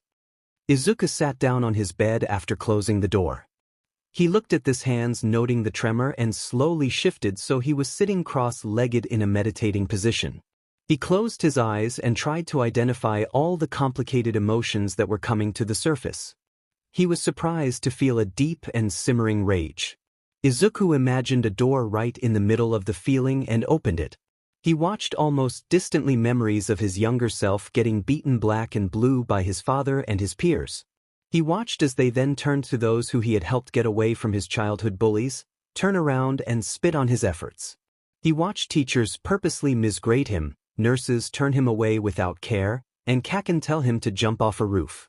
He felt a righteous anger at his pain and despair, as well as a tainted anger he had stolen from his father all those years ago, an entitled anger and frustration at the world for turning away from him. Izuku latched on to the feeling of despair and opened another door. The feeling of sorrow nearly took his breath away.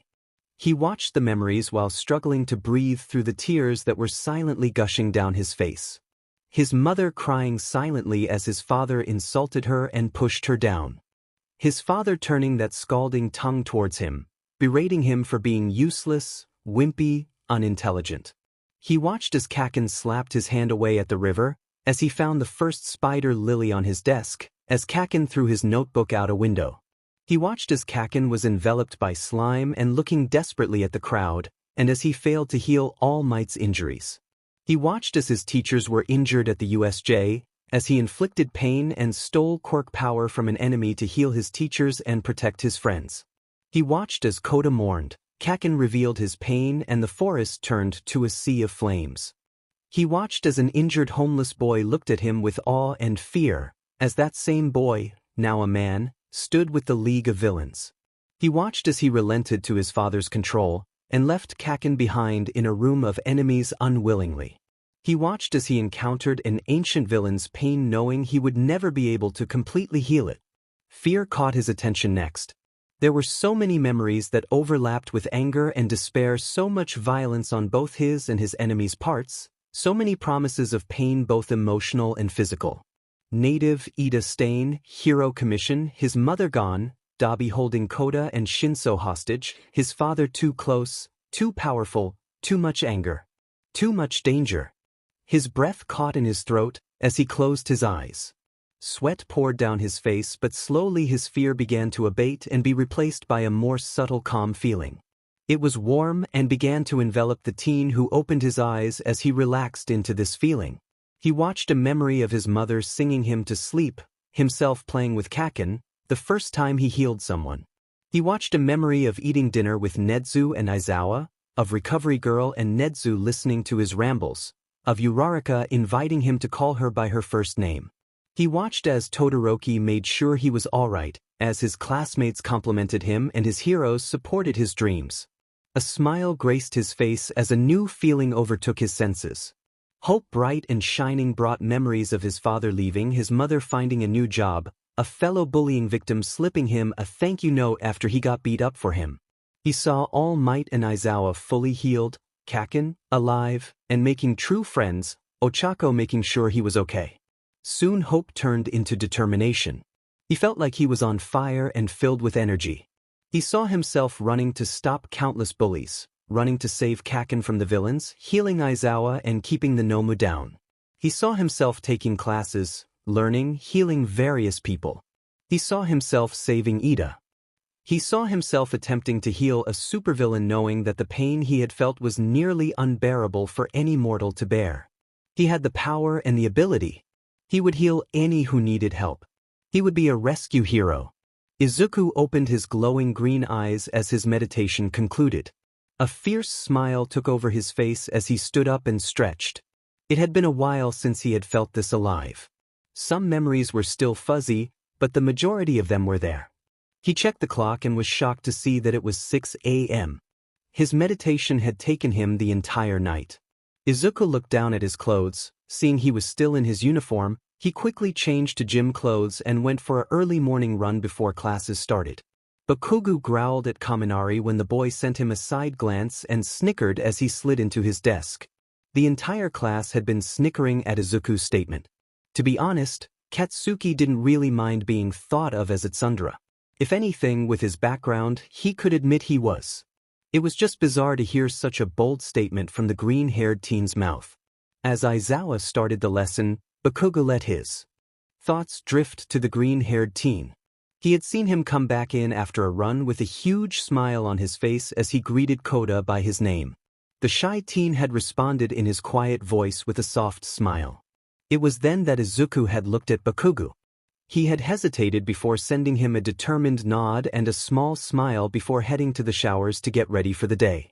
Bakugo scowled. What had that meant? The boy had come to some kind of decision regarding him, but Katsuki couldn't for the life of him figure out what it was. Class ended and Aizawa called him to stay behind. After the class had shuffled out, Aizawa faced Bakugo with a tired sigh.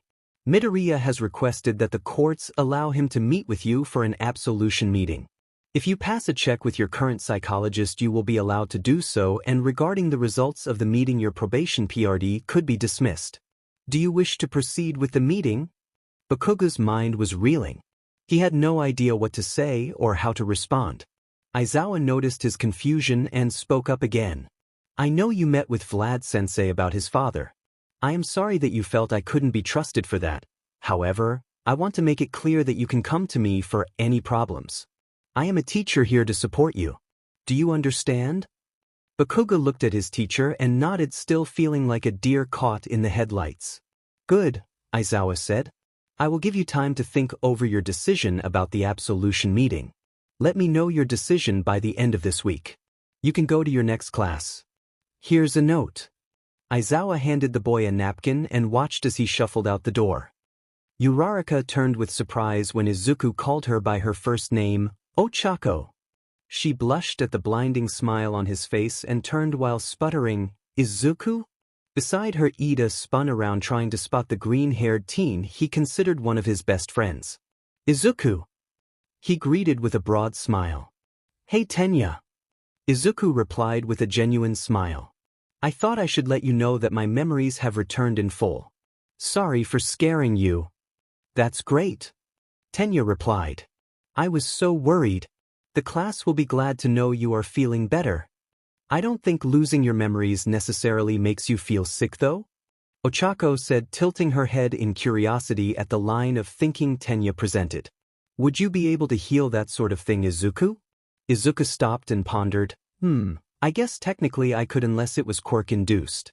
If the memory loss is induced by physical trauma, I could heal that and the memories should come back on their own.